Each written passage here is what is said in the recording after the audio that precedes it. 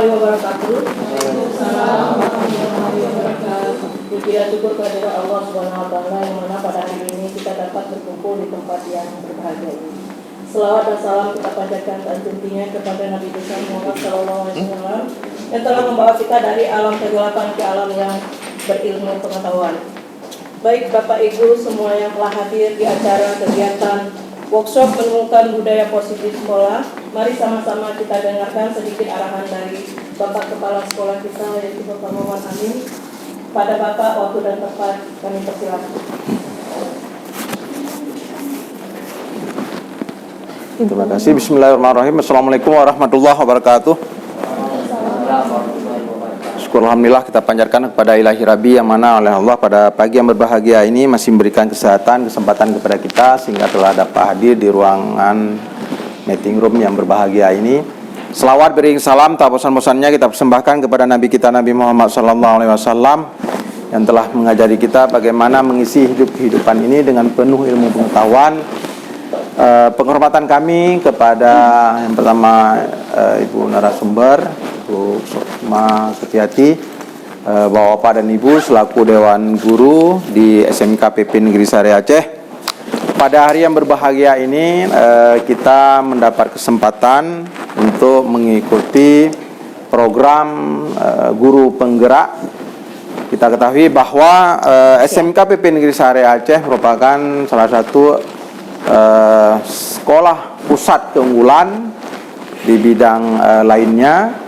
Ini kita sekolah penggerak, masuk dalam sekolah penggerak, dan salah satu guru kita terpilih di dalam program guru penggerak.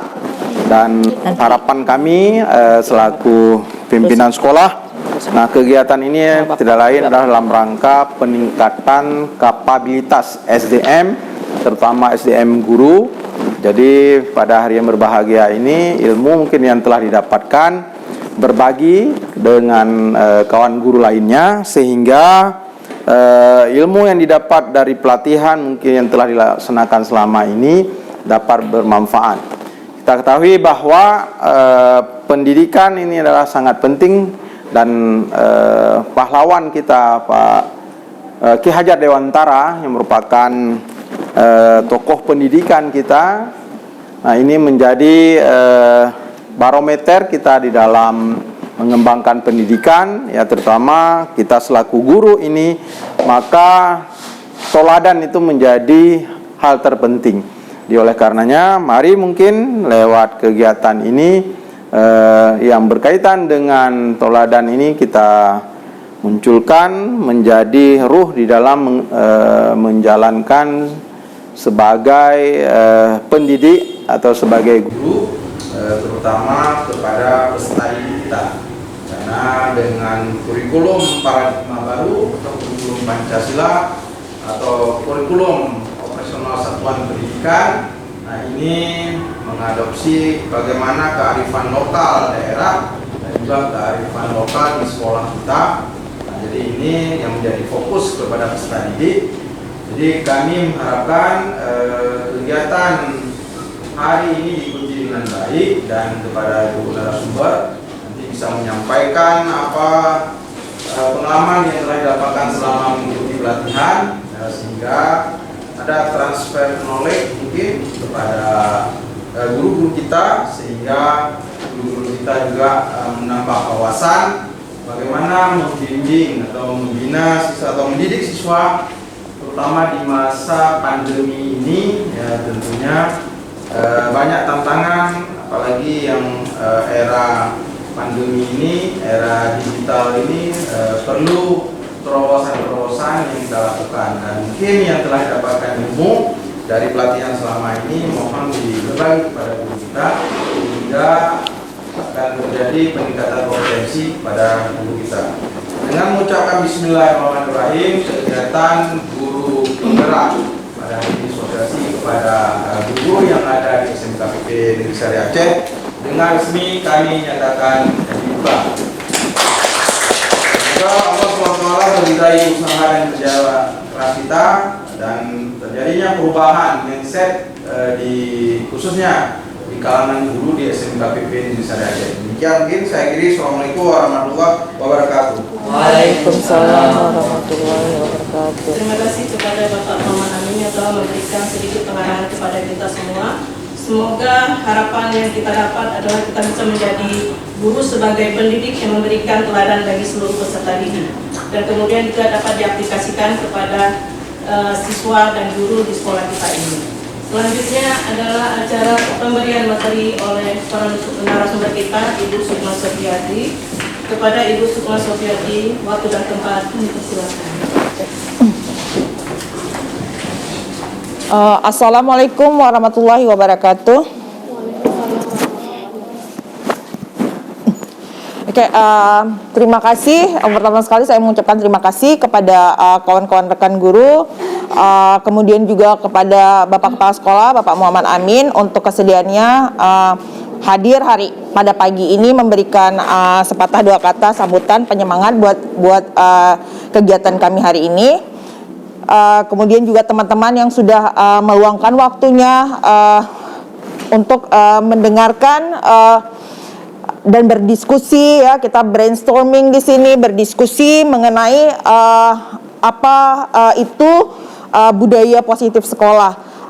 Selama ini mungkin yang sudah dijalankan itu sudah baik, ya, tapi mungkin ada di sini kita akan melihat beberapa pemikiran-pemikiran yang mungkin bisa kita adopsi, ya, yang baik bisa kita adopsi dan sesuai dengan keadaan dan lingkungan sekolah kita, dan mungkin sesuai sehingga ada peningkatan mutu pendidikan yang ada di sekolah kita, sehingga kita bisa menghasilkan peserta didik lulusan dari SMK ini yang baik, ya, yang lebih baik, sehingga bisa diterima di dunia kerja dan di dunia industri. Sebagaimana kita ketahui bahwa sekolah kita itu mendapatkan program sebagai SMK Pusat Keunggulan, artinya bahwa sekolah kita menjadi referensi, ya, menjadi contoh, menjadi model buat SMK yang di mana jurusan pertanian mungkin nanti akan beraliansi atau meriver itu ke sekolah kita. Baik Bapak Ibu, mungkin langsung saja kita akan mulai materi mengenai apa itu budaya positif sekolah, ya. Saya tulisnya menumbuhkan, walaupun sebenarnya sudah tumbuh budaya positif itu, tapi untuk karena ini adalah kegiatan awal daripada pengimbasan apa yang saya dapatkan dari kegiatan guru penggerak, pendidikan guru penggerak selama ini, dan ini kewajiban saya untuk menyampaikan lagi kepada kawan-kawan semuanya, ya. Mudah-mudahan setelah mengikuti ini kawan-kawan termotivasi juga, terinspirasi untuk mengikuti program pendidikan guru penggerak. Memang yang dilalui itu gak mudah, ya. Kita harus mendaftar dulu, kemudian kita mengisi aplikasi dengan long proses memang, ya. Jadi dari sebelum kita sebelum dites aja, kita mendaftar aja itu udah panjang prosesnya, karena kita harus mengisi aplikasi itu. Kalau menurut saya itu aplikasinya itu EC-nya itu sama seperti kita apply beasiswa, ya. Apply beasiswa itu panjang, berhalaman-halaman, berapa halaman, dengan ditentukan berapa jumlah kata yang harus kita tuliskan di situ. Ya, bedanya kalau beasiswa mungkin dalam bahasa Inggris, kalau di guru penggerak itu dalam bahasa Indonesia kita. Dan pertanyaannya ada berkaitan dengan apa pengalaman kita sehari-hari, apa permasalahan kita hadapi, bagaimana kita menyelesaikan masalahnya, ya.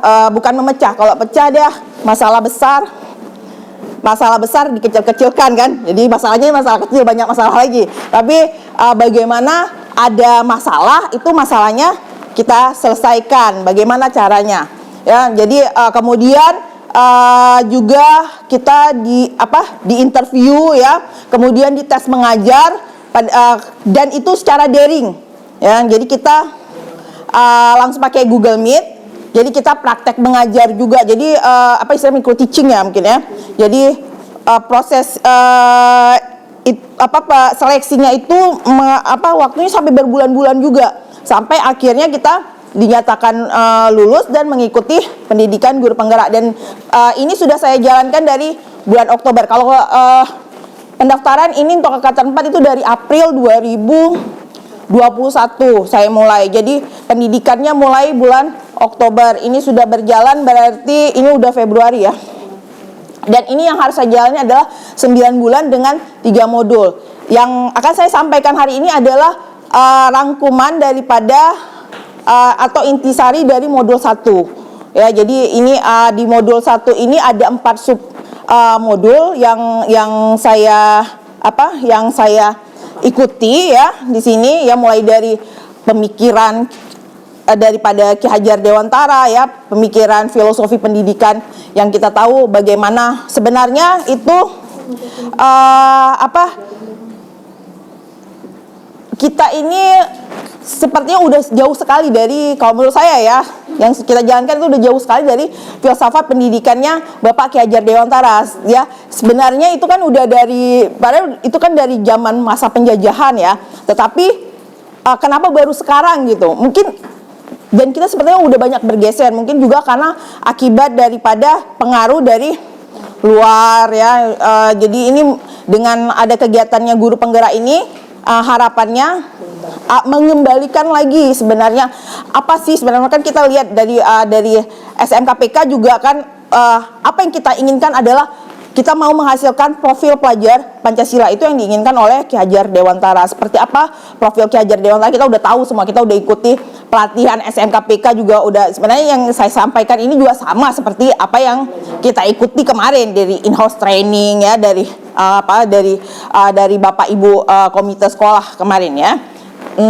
Baik, selanjutnya mungkin kawan-kawan kemarin saya udah minta tolong kawan-kawan untuk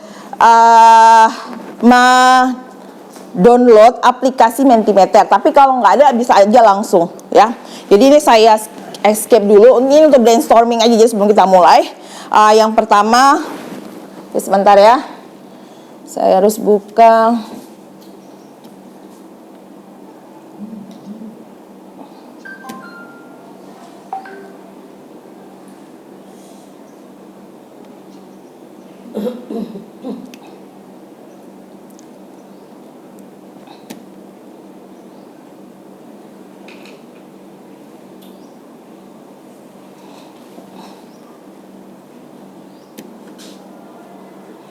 Oke, jadi kalau Bapak Ibu udah ada Mentimeternya di dalam aplikasi, silakan masukkan kodenya 6983515. Oke, jadi kita mau vote ya, mau vote ini.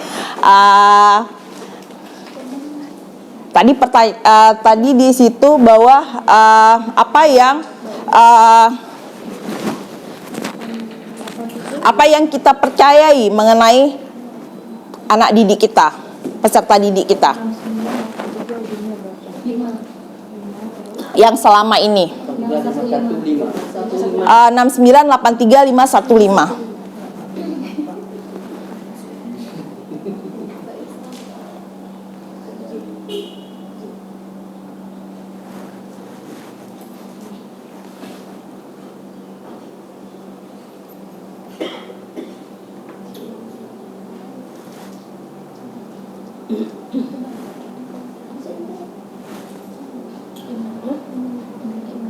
Submit.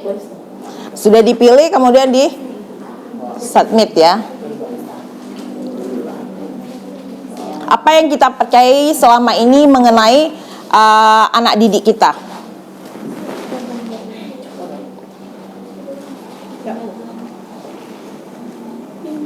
Oke, baru satu orang. Oke, bahwa yang kita percayai bahwa anak didik kita adalah lembaran kertas putih.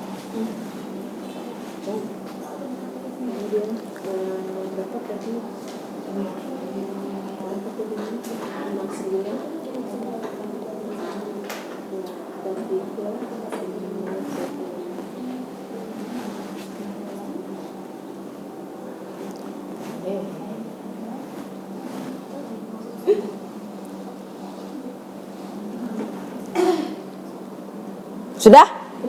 Oh belum. Ya belum, baru satu orang yang masuk. Habis pilih, habis klik pilih, kemudian di submit. Pernah pakai Mentimeter? Belum pernah. Oke, sebenarnya Mentimeter banyak sekali ya, ada aplikasi-aplikasi yang bisa kita gunakan di dalam kelas ya, untuk dan berlaku untuk semua mata pelajaran ya. Jadi ini kalau misalnya ini fiturnya banyak ya. Ini kan cuman Word. Ada yang misalnya kita mau brainstorming ya, pakai word cloud juga bisa di sini. Nanti kita akan ketemu bagaimana fitur-fitur lain ya di Mentimeter ini. Jadi ini untuk menggali menstimulus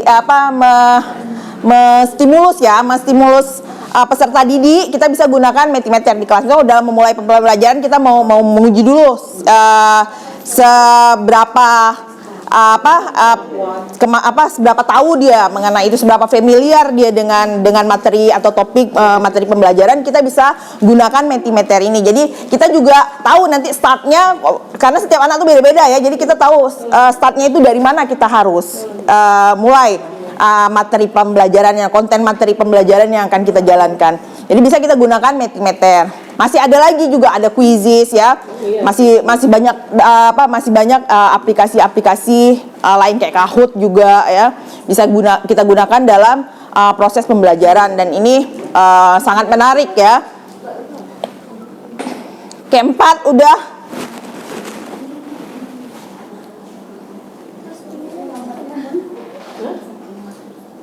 Oke, rata-rata itu memilih bahwa yang kita percayai bahwa anak didik kita yang dikirim kemari adalah kertas putih ya. Kita percaya semua anak itu kertas putih ya.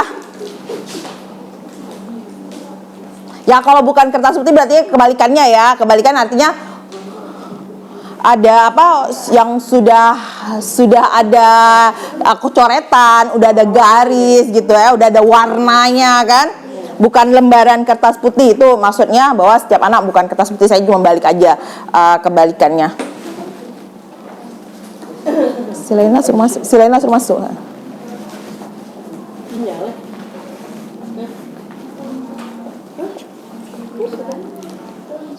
Sambilan Bapak Ibu yang belum sarapan boleh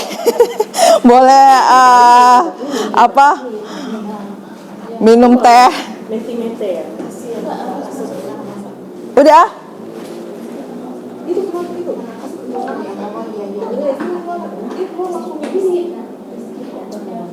Oke, udah. Bu Ratna udah ya? Oh, Bu Ratna belum. Kenapa? Ada masalah? Oke, enggak. Hah? Oh, download. Sebenarnya nggak perlu di-download juga nggak apa-apa. Cari aja Mentimeter di Google, langsung masukin kodenya. Ya, Pak. Makasih banyak, Pak ya. Oh, udah ya. Oke. Jadi boleh aja langsung juga, cuma yang lebih mudah, lebih gampang. Kemarin install Mentimeternya. Sorry, saya lupa kasih. Kemudian saat pilih kan ada dua tuh. Anak yang saya percayai bahwa anak itu adalah kertas putih, pilih diklik yang hitamnya tuh kursor semana, ukurnya semana, apakah sangat setuju, tidak setuju gitu. Bahwa setiap anak bukan kertas putih misalnya. Ada ukurannya, Ya. percaya.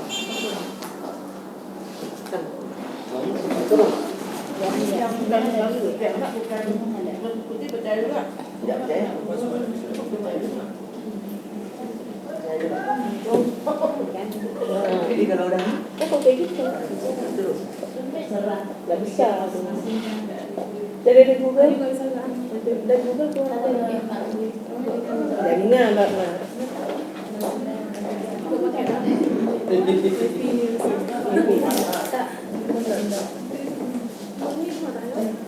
karena ini Pak Nasir silakan duduk sini bergabung bersama kami.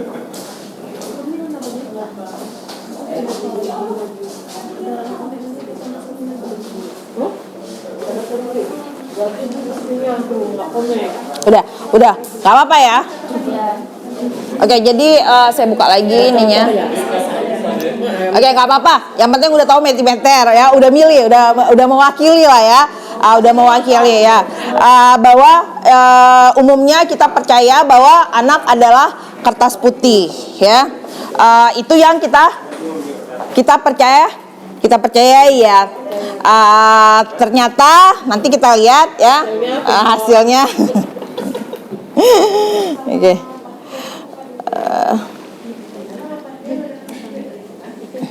Oke, kemudian yang kedua, masih dengan kode yang sama, ya. Pertanyaannya, apakah pengajaran dan pendidikan itu sama?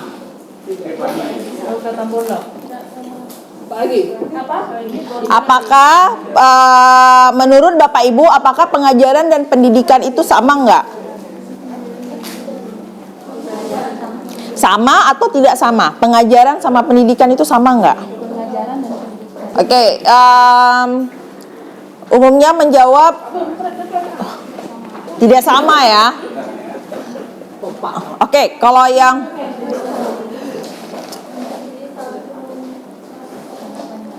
menjawab tidak sama siapa nih? Saya Aduh, oh nggak muncul identitasnya kalau di itu muncul. Saya. Oke, kira-kira kalau misalnya yang tidak sama, yang menjawab tidak sama, kira-kira apa bedanya? Mengajar sama mendidik.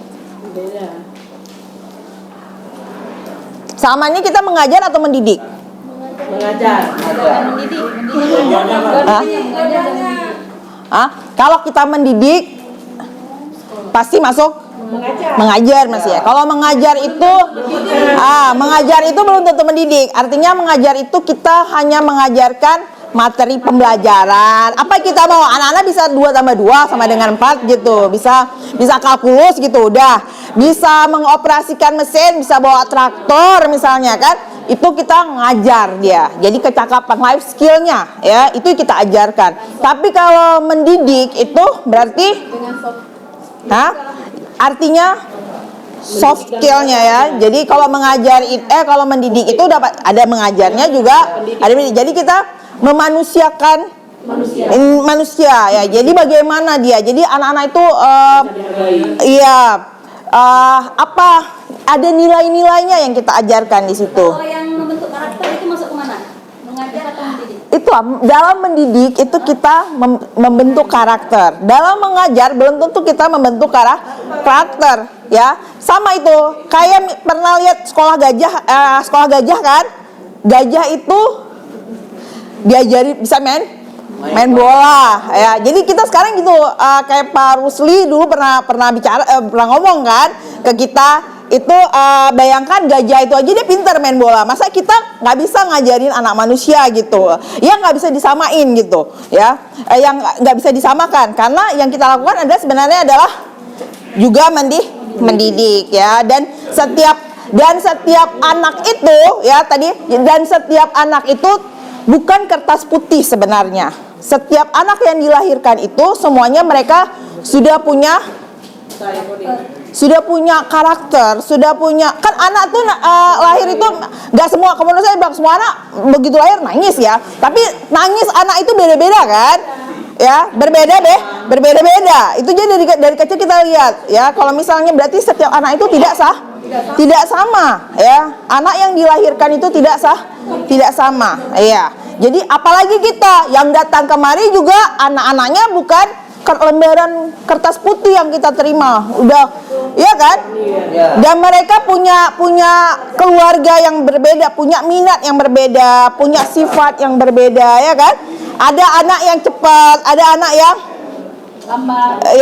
lama, ada anak yang duduknya diam aja, ada anak yang di kelas itu yang buat balik ke kamar mandi gitu kan?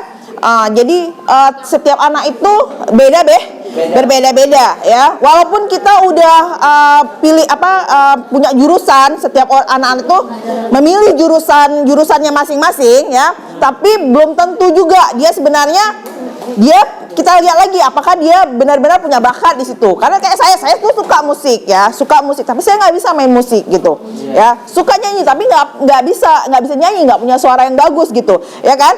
Ada anak itu yang percaya dirinya tinggi kan, kalau disuruh maju ke depan cepet dia langsung bicara. Kenapa? Dia punya bakat emang untuk jadi public speaker gitu. Kalau ada anak itu yang introvert gitu, malu, tapi dia kalau disuruh mengarang itu pinter dia, ya kan? Jadi setiap anak itu punya bakat masing-masing ya. Jadi dan mereka itu semua itu sudah sudah tergaris. Jadi kita, di mana peran kita?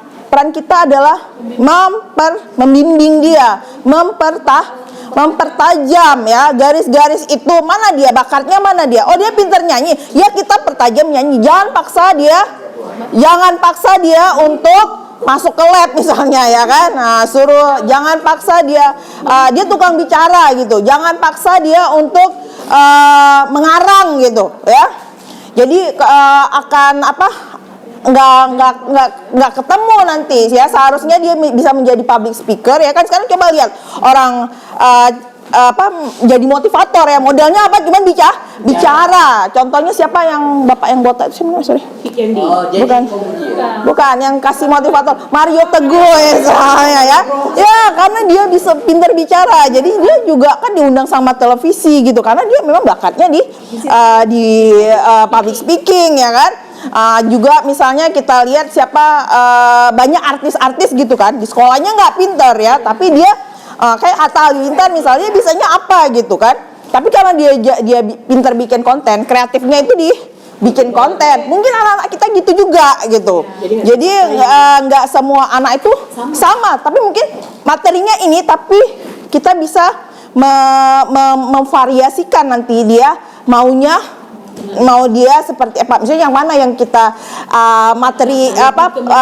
proses kegiatan belajarnya mungkin nggak cocok seperti ini ya, karena ini nggak mengembangkan bakat dia. Mungkin cocoknya dia disuruh ngomong, ada yang cocoknya nanti disuruh nulis, ada yang disuruh publik yang pintar negosiasi, misalnya negosiator kan, jadi broker dia ya, jadi pintar ngomong sama orang lain. Jadi kalau misalnya kita punya produk nih, jadi nanti dia suruh datang aja ke cari pasar gitu, dia tahu bagaimana menjual, dia memang sales, itunya bakatnya sales gitu kan.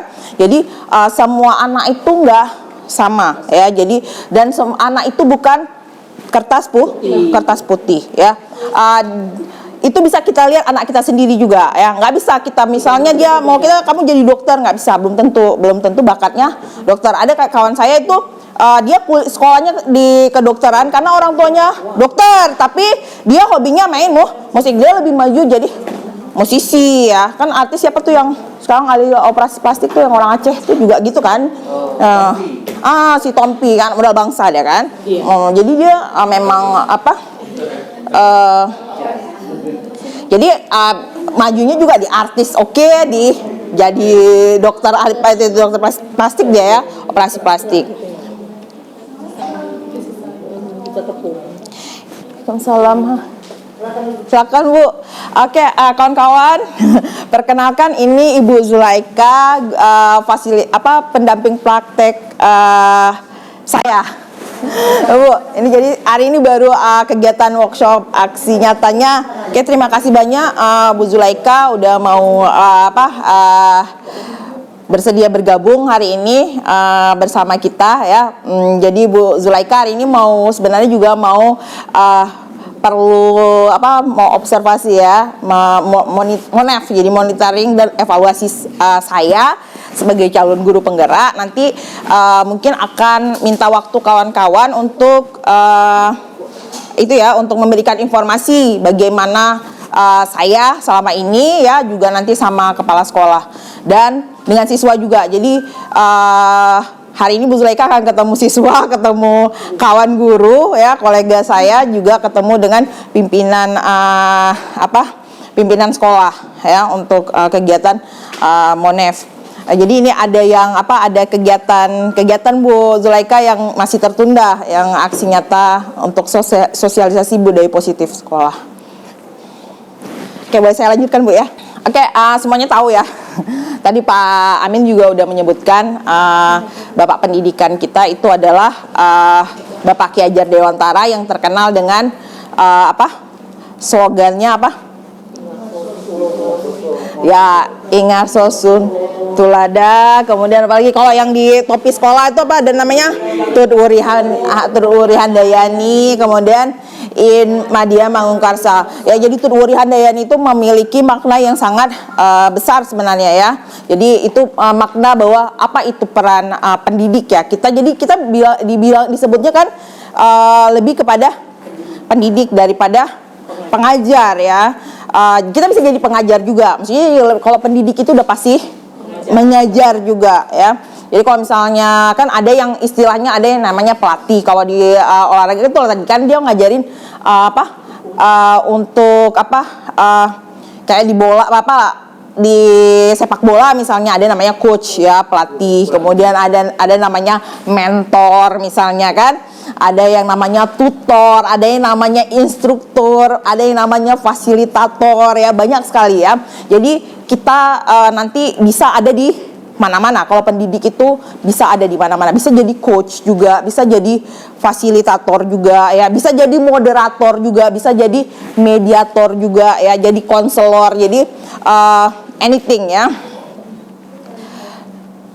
Jadi kita akan melihat kembali apa itu pemikiran Bapak Ki Hajar Dewantara ya. Jadi kalau di sini disebutkan bahwa mendidik itu sama diambil kalau kita cocok kali memang di sekolah pertanian. Jadi kita memang berdealing sama itu ya. Jadi kita anggapannya bahwa guru itu diibaratkan sebagai petaninya. Sekolah kita ini lahannya, sawahnya, kebun di sini ya. Kemudian anak didik kita itu adalah benih ya. Benihnya itu nggak sama. Tadi bukan kertas putih, nggak sama. Benih kita tanam di sini macam-macam tanamannya kan.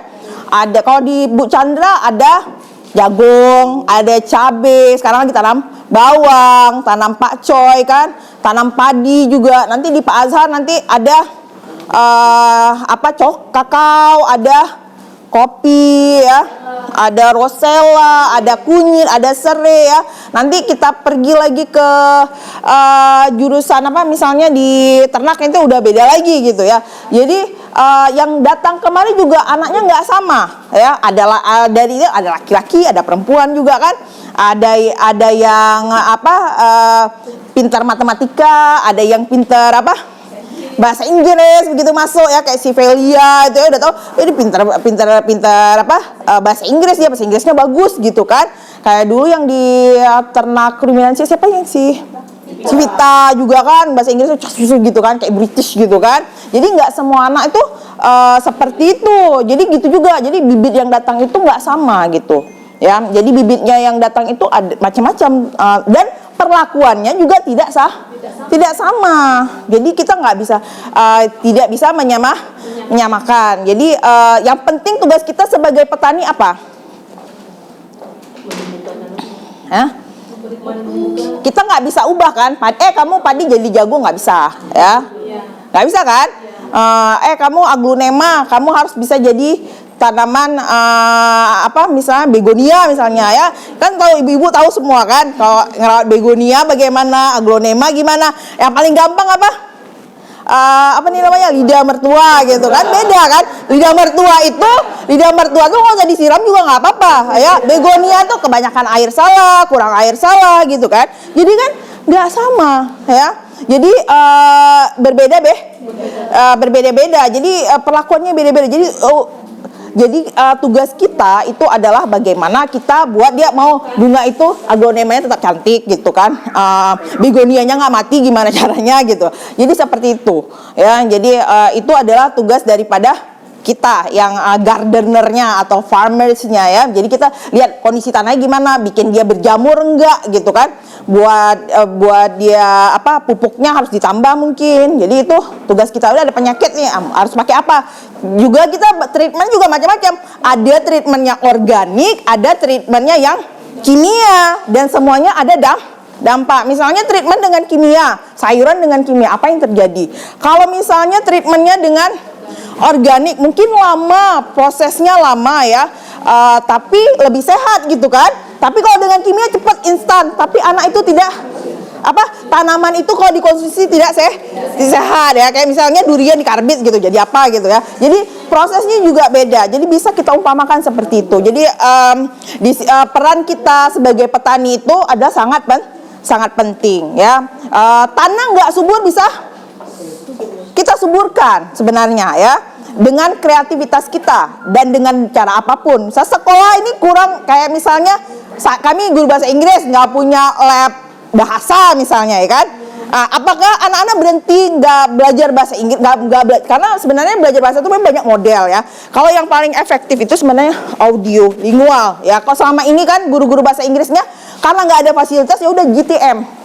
Ya, padahal nggak semua materi bahasa Inggris itu boleh kita ajarkan dengan melalui model pembelajaran GTM. Itu grammar translation method, yang ngajarnya grammar aja, habis itu instruksinya dalam bahasa Indonesia misalnya kan. Nggak semuanya materi itu cocok, dan nggak semua situasi kelas, nggak semua anak bisa terima dengan GTM sebenarnya kan gitu. Jadi ada audio. Jadi apakah berhenti? Enggak gitu. Enggak berhenti di situ. Ya gimana? Saya bawa speaker ke kelas. Ya. Bahasa Inggris susah ya.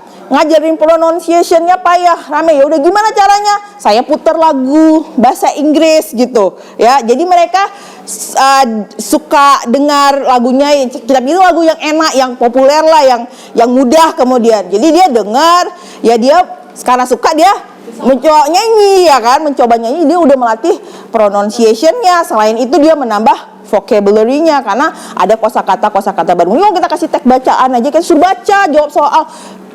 Dia akan bosan gitu kan. Jadi kadang-kadang nanti kalau misalnya ada kawan yang bule gitu kan, bawa kemari ya, ada kesempatan kita bawa kemari, dia langsung ketemu, mungkin dia lebih semangat gitu kan. Jadi itu semua kita kondisikan. Jadi petani itu yang mengkondisikan bagaimana bagaimana caranya supaya anak, yang penting anak itu yang kita inginkan seperti apa ya, dia bisa tumbuh ya, bisa tumbuh dan berkembang dengan baik ya. Jadi ini tadi anak bukanlah kertas putih ya, anak bukanlah kertas putih, namun kertas yang sudah memiliki coretan samar-samar ya. Dan setiap anak itu adalah unik ya dan istimewa ya. Ya jadi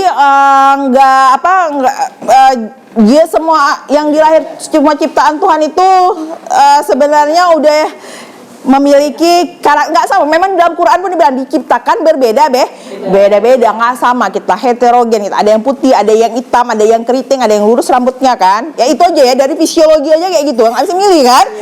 Iya kan, betul nggak? Kalau misalnya rambut keriting sekarang bisa diluruskan sebenarnya kan, tinggal masuk ke House Beauty. Saya bilang kan, yang kulitnya agak gelap pingin putih bisa ya pakai skin care gitu kan, pakai apa gitu kan, pakai whitening, sekarang semuanya ada ya. Jadi begitu juga dengan anak-anak kita sebenarnya bisa diarahkan. Cuman dia sebenarnya kemana arahnya, seperti saya bilang tadi, dia mungkin dia memang sukanya ngomong ya, suruh dia presentasi aja di kelas gitu kan. Kalau dia suka jalan-jalan, suruh dia kegiatannya yang jalan-jalan untuk sehingga bakat dia tuh mungkin dia di olahraga gitu sebenarnya, ya kan? Sekarang jadi atlet mungkin sebenarnya, ya nggak apa-apa dia sekolah di sini, tapi kita bisa membantu dia, memfasilitasi dia menjadi seorang atlet nanti ya. Sekarang kan coba lihat tuh si yang diambil yang anak korban tsunami itu, yang anaknya si Martunis ya, Martunis kan bisa masuk polisi gara-gara bisa main bola gitu kan, banyak kan. Jadi saya punya kawan juga atlet angkat besi kan, jadi pegawai negeri gara-gara dia bisa angkat besi. Jadi kan tujuannya kemana sekarang? Target kita sebenarnya dia mau seperti apa gitu ya. Kemudian itu tadi, setiap anak memiliki kodrat dan potensinya ya. Jadi nggak sama ya, bakat anak tuh nggak sama. Saya nggak sama dengan adik saya ya, sama kami bertiga itu beda-beda, bakatnya beda-beda, juga jalan hidupnya beda-beda yang kami pilih ya. Beda misalnya berbeda gitu. Tapi yang penting ya kami bertanggung jawab. Yang penting kita tahu bertanggung jawab, tidak mengganggu orang lain, ya kan? Tidak menjadi masalah buat orang lain, tidak menjadi masalah buat dia sendiri, tidak menjadi masalah buat keluarga. Yang penting itu aja. Ya, jadi itulah tadi makanya kenapa mengajar sama mendidik itu berbeda. Karena kita di mendidik itu ada nilai-nilai yang kita ajarkan. Karena pada dasarnya segala sesuatu itu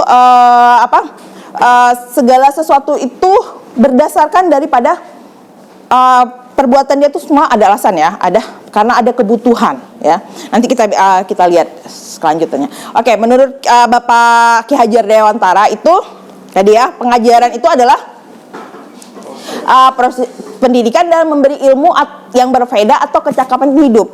Jadi pengajaran itu bagian daripada pendidikan, proses daripada pendidikan. Jadi kan kayak di sini kita ngajarin anak supaya di agribisnis tanaman misalnya, mengajarkan anak bagaimana dia bisa membudidaya tanaman perkebunan kah, tanaman horti, bagaimana dia mentreatment setelah pasca panennya bagaimana, kan gitu. Yang di pengolahan hasil pertanian kita ajarkan dia bagaimana mengolah hasil-hasil pertanian ya, baik nabati maupun hewani ya. Di Alsintan di mekanisasi kita ngajarin perbengkelan untuk alat mesin pertanian misalnya, ya kan?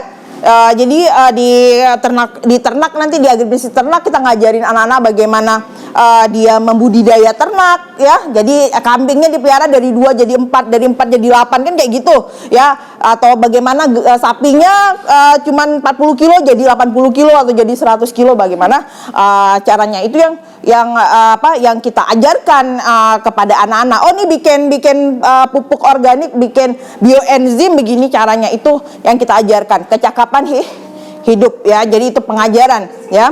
Kemudian kalau pendidikan itu lebih kepada memberi tuntunan ya. Jadi menuntun. Ya, tahu tuntun gimana ya? Dulu kan pernah waktu misalnya yang punya anak tahu ya semuanya ya. Ya, anak belum bisa jalan kita tuntun satu ya. Jadi nuntun gitu ya. Tapi kemudian setelah kita tuntun tapi pelan-pelan kita lepas ya.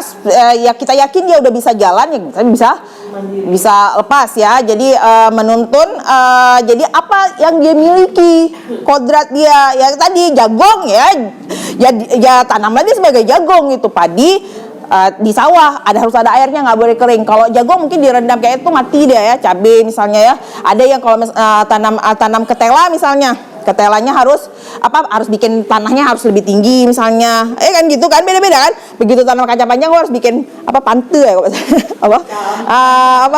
apa Bu Chandra namanya yang itu untuk naik pohon kacang panjang atau timun kan harus, karena dia itu ajir pakai ajir misalnya gitu. Jadi kan itu kan beda-beda ya. Nah, jadi beda-beda. Jadi mungkin harus kita pakai ajir. Sama anak kayak gitu juga. Mungkin kita harus kadang-kadang kita suruh dia suruh baca aja oke gitu, suruh belajar sendiri oke. Ada yang harus kita memang harus bicara, mungkin harus pakai multimedia. Bantuan, ada yang kita harus gambar, jawabannya gambar. Kadang kan pernah lihat nggak tuh, saya lupa cantol ke situ. Pernah nggak lihat di mungkin media sosial ada yang posting, kadang isilah titik ini dengan benar, dia ngisinya semua benar. Anak itu nggak salah kan betul, instruksinya apa? Isilah titik dengan benar, makanya dia tulis benar. Udah tuh ada misalnya hewan ini kodok berpindah dengan cara, kadang dia gambar kodoknya dengan ngelompat, tapi kan disalahin sama gurunya gitu ya. Kenapa dibilang di situ komentar gurunya banyak kali menghayal kamu, karena dia nggak bisa nulis. Dia taunya karena dia imajinasi ya. Kita ngomong itu berkaitan dengan karena ke semua orang itu ada 8 atau 9 istilahnya intelijensi ya, kemampuan anak ya. Kan beda-beda, ada yang musik, ada yang pintar matematika misalnya ya, ada yang pintarnya sastra, dia bisa mengarang gitu ya. Jadi beda-beda ya, jadi kemampuan atau kinestetik, maksudnya dia untuk kayak atlet misalnya kan. Jadi itu kan berbeda-beda ya. Jadi yang penting adalah di sini yang perlu kita lihat bahwa jadi kita lihat yang kita tuntun adalah kekuatan kodrat dia garis apa yang udah dia miliki, ya. Kemudian agar anak itu mampu mencapai keselamatan. Ingat ini. Jadi selama ini tujuan pendidikan kita apa sebenarnya? Ya, kita mau anak prestasi, dapat juara kan itu. Nilainya tinggi, ranking gitu kan? Apakah itu tujuan pendidikan? Nih. Yang penting dia selamat, ya. Apalagi bahagia. Itu tugas kita. Ketika anak nggak bahagia di kelas, salah gitu. Ya, jangan buat mereka tidak bahagia. Bahagia yang setinggi-tingginya baik sebagai manusia maupun anggota masyarakat. Ya, ini maksudnya apa? Ya, seperti apa? Sebagai seorang manusia maupun sebagai anggota masyarakat. Ya kan di kelas tuh ada kelompoknya ya. Saya pun dulu sering kayak gitu. Ya sekarang udah agak dikurangi. Emosi itu udah agak dikurangi.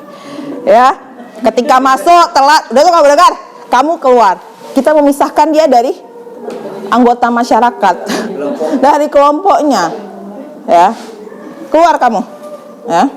Kan gitu kita bilang. Sekarang udah nggak lagi, nggak bawa kamus, ambil, cari, pokoknya cari sampai dapat gitu. Karena kenapa? Kamus itu memang penting, dan dia kalau dia nggak ada kamus dia nggak usah belajar, ya. Jadi daripada nanti dia nggak ngapa-ngapain, dia ngeganggu kiri kanan, yang ganggu yang lain, ya udah. Keluar cari kamu, tapi kalau kemarin keluar lagi apa, kamu jangan pernah, kalau jangan pernah masuk lagi, kayak gitu ya.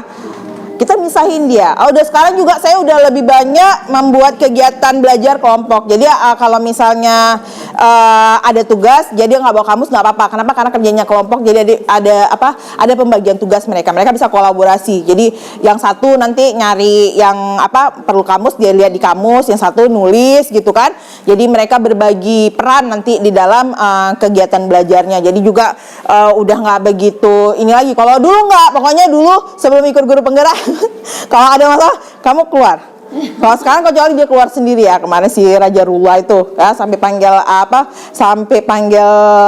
Pak Ridwan untuk nanya ya masalahnya apa si Raja Rula itu. Jadi saya lihat historisnya apa. Memang kita perlu bekerja keras untuk, tapi itu juga saya nggak setuju misalnya dia dikeluarin juga, sebenarnya kita nggak setuju. Itu bukan solusi ya.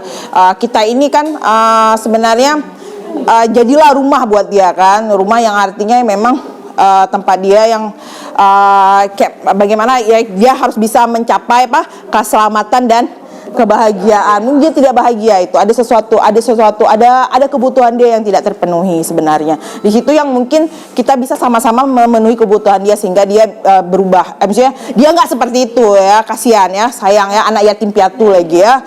Sedih saya dengar ceritanya. Hah? Enggak. Kemarin dia keluar, dia walk out. Saya nggak pernah suruh keluar lagi sama nih. Saya nggak pernah suruh, kecuali WO sendiri dia. Keluar, saya walk out ya dari kelas. Tiba-tiba dia keluar karena saya ajak dialog sama dia ya. Saya cuma tanyakan pertanyaannya, padahal sebenarnya jawabnya ya dan tidak, itu saja ya.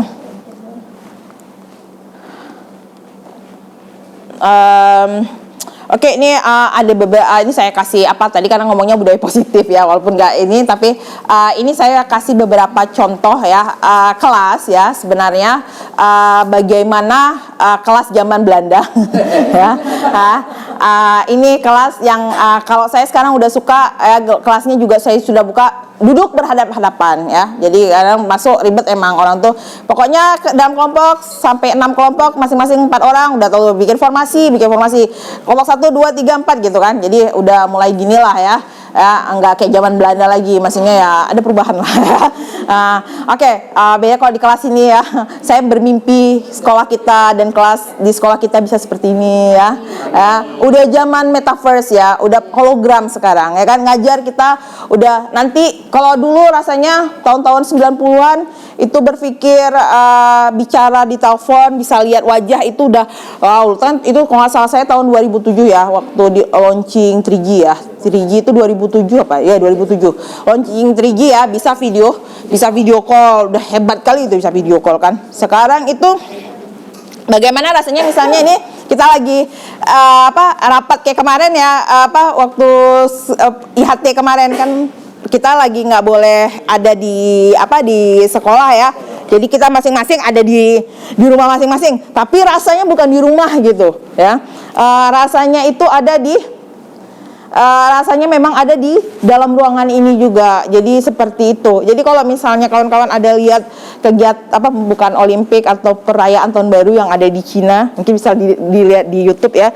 Bagaimana itu tiba-tiba kok udah ada ikan gitu ya, akuariumnya ada di depan kita gitu, naganya tiba-tiba di depan kita gitu. Kalau dulu kan kita harus pakai alat apa ya? Ya sekarang juga ada nama VR itu VR itu ya. Jadi itu saya lihat iklan kemarin juga lucu di TikTok ya. Di TikTok itu Malaysia ya. Jadi dia ini ceritanya ada karyawan yang nggak cuti ya. Jadi nggak cuti, jadi mamanya telepon pakai VR ya. Jadi dia nggak nyangka di kantor. Jadi di VR tuh dia keluarganya lagi bikin perayaan tahun baru Imlek kan. Jadi lupa di kantor gitu kan. Udah dia nggak tahu itu bosnya, tiba-tiba dia peluk aja bosnya. Perasaan dia mamanya di depan dia tuh, dia peluknya. Karena di mata dia itu mamanya itu. Ya sampai seperti itu. Ya. Jadi nggak usah heran sekarang kan kalau misalnya si Mark juga udah di Facebook kan ada dia buat orang beli tanah itu yang 1 meternya sampai 1 miliaran lebih gitu semeternya di metaverse. Nggak ada gitu, tapi bisa. Kenapa? Dia beli teknologi. Jadi kita bisa ada di ruangan sempit, tapi kita bisa punya danau rumah kita mungkin, bisa punya apa gitu ya. Jadi kita seolah kita tinggalnya di tempat yang bagus sekali atau di tengah hutan misalnya. Jadi itu bisa sekarang ya.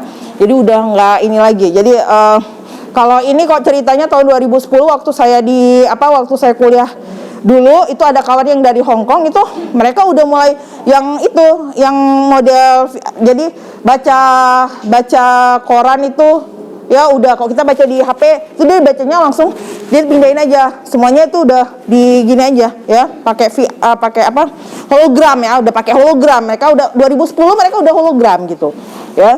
Jadi bayangkan kita ini kadang-kadang ya misalnya udah 4.0 diharapkan itu mindsetnya itu masih 2.0 mungkin 1.0 ya kan. Jadi itu jadi apa?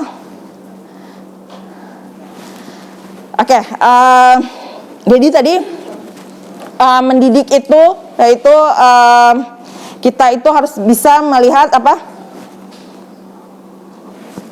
tadi semua anak tuh punya kemampuannya masing-masing kan, punya kodrat masing-masing. Kemudian juga kita sesuaikan dengan kodrat alam. Kayak di sini ya kita anaknya jurusannya pertanian. Berarti kan bidangnya adalah pertanian, alamnya itu ya pertanian ya. Kemudian zaman tadi tuh yang tadi kelas yang tadi ya kodrat zaman ya. Jadi kita nggak bisa mengajarkan anak-anak itu seperti zaman Belanda dulu ya kan, nggak bisa ngajarin waktu kita gitu, nggak sama. Anak sekarang nggak sama.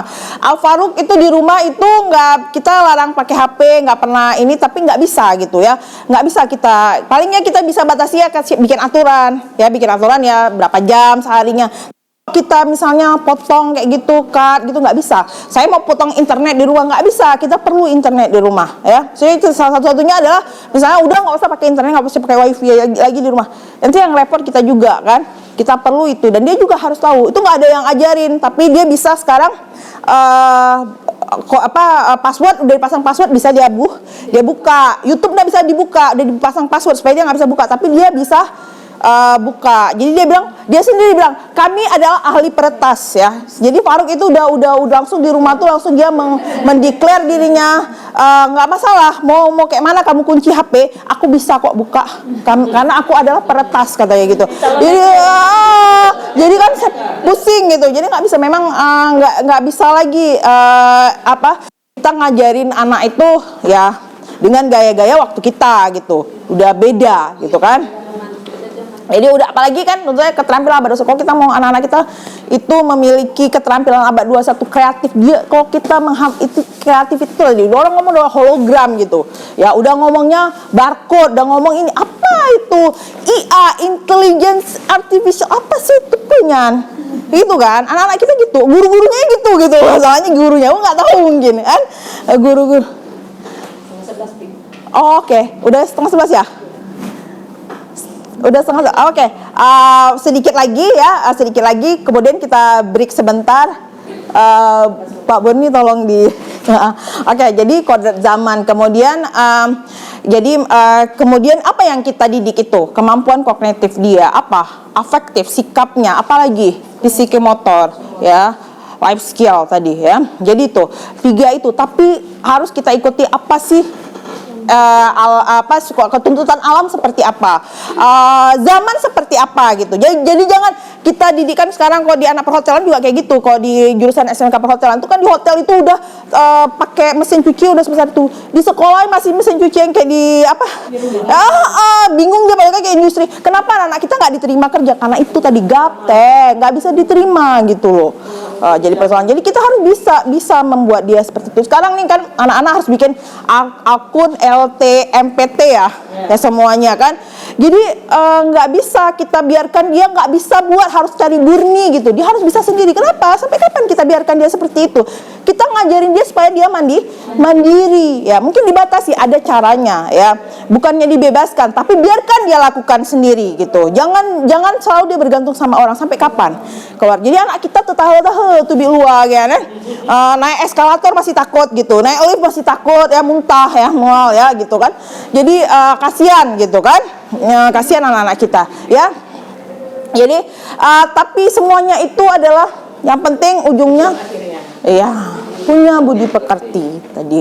Tugas kita tadi, karena kita pendidik. Jadi jangan kita larang, jangan kita merasa terjajah dengan teknologi, tapi bagaimana kita mengajarkan dia menggunakan teknologi yang benar. Untuk apa? HP digunakan untuk apa? Gunakan dengan cara yang benar. Itu sama, teknologi itu sama dengan pisau. Pisau itu boleh dia pakai untuk bunuh diri, boleh untuk bunuh orang, ya. Iya kan? Bisa kita lihat kejadian di koran. Tuh pacarnya tiba-tiba pacarnya udah ngamili, habis itu foto-foto atau video pacarnya di share. Ya itu untuk bunuh orang kan gitu. Teknologi, dia pakai teknologi. Jadi mereka bisa milih mau dipakai untuk bunuh orang atau untuk kita pakai masak, untuk potong bawang. Kita perlu. Apa kita mau gigit kulit mangga? Nggak kita pakai pisau, nggak bisa. Ya, kita gigit mangga itu. Zaman dulu kami petik kedondo, petik mangga, kan? Taruh di belakang pintu, krek gitu ya, berita ya. Kami gitu. Anak sekolah zaman dulu gitu. Nggak bisa lagi gitu. Jadi biarkan, kapan lagi dia bisa pakai pisau itu kalau kita nggak ajarkan. Oh, ini pisau kamu gunakan untuk ini, untuk ini. Jadi gitu juga ya. Teknologi kamu gunakan untuk ini. Ya, itu pilihan kamu. Kamu mau bunuh diri, mau bunuh orang, tapi ada konsekuensi. Kita kasih tahu, kalau kamu begini ya kan, kalau kamu begini nih. Ya, jadi anak kawan saya tuh masih SMA tapi pikirannya udah begini. Jadi adiknya itu dimarahi sama gitu, dilarang-larang. Umi sampai kapan Umi mau larang pakai HP? Ya, sampai kapan? Emangnya Umi nggak tahu? Dia bilang, kami apa yang nggak tahu? Umi nggak tahu. Kami semua situs itu kami tahu. Tapi kami tahu karena Umi udah ajarin kami. Kalau kami lakukan itu, kami berdosa. Tuhan lihat kami. Jadi itu juga yang bisa Umi ajarkan ke adik gitu. Jadi kalau adik ini nanti Tuhan lihat. Umi nggak lihat tapi Tuhan lihat gitu. Jadi tanamkan itu gitu. Jadi seperti itu ya. Mungkin sementara kita break dulu ya kawan-kawan. Sangat baik sekali ya, sangat menarik ceritanya tentang masalah ini ya. Jadi untuk sementara kita break dulu, boleh cicipi apa yang ada di hadapan Bapak Ibu. Boleh silakan.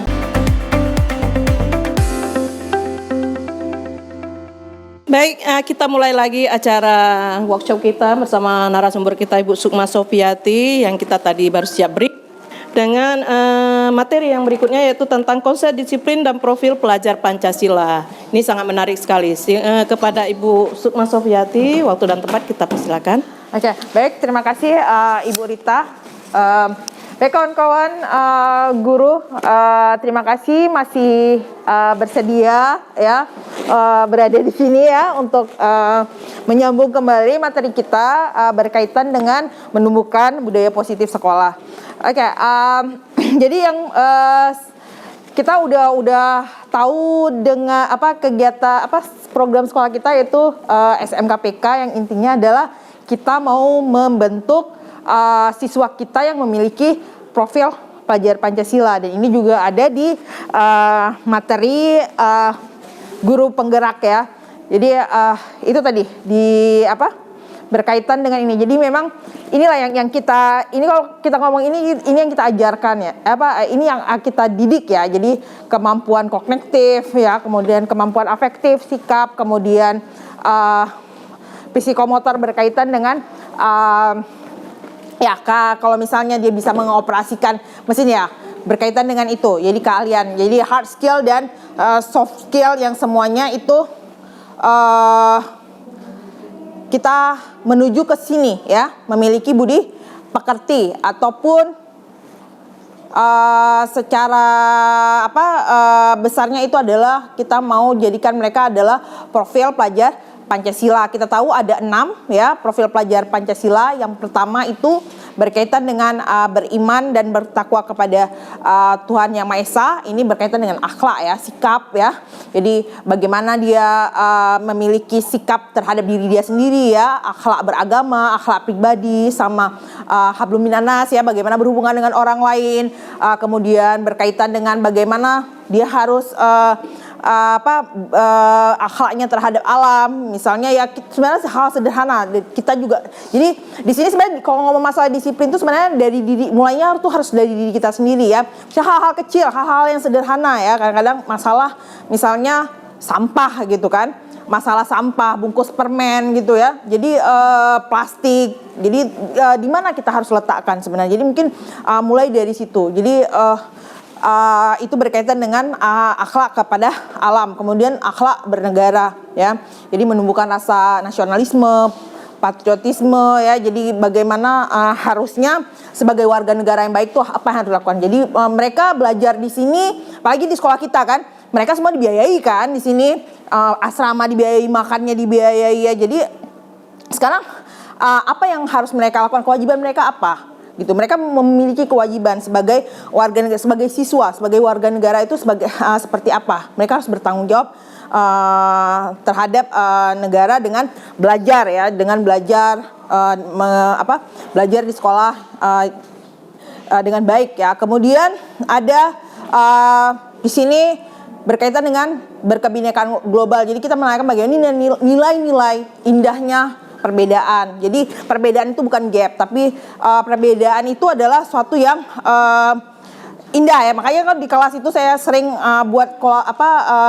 bikin model pembelajarannya sekarang udah kelompok gitu. Jadi supaya mereka kolaborasi. Karena setiap anak itu unik, setiap orang itu berbeda-beda. Jadi apa yang ada sama si A nggak ada di B, tapi dia punya hal lain gitu. Jadi mereka saling kolaborasi. Jadi ini kalau ngomong masalah berkebinekaan global ini juga selain berkaitan dengan warna kulit misalnya kan, kalau kita sekolah ini memang multicultural kan, ada yang dari Gayo, ada yang dari Jawa misalnya, ada Aceh ya. Acehnya juga, Aceh tuh banyak sekali, ada Aceh Selatan ya, kita dengan karakter yang berbeda ya. Di sini kita satukan dia di satu asrama, tinggal satu kamar di satu kelas gitu kan.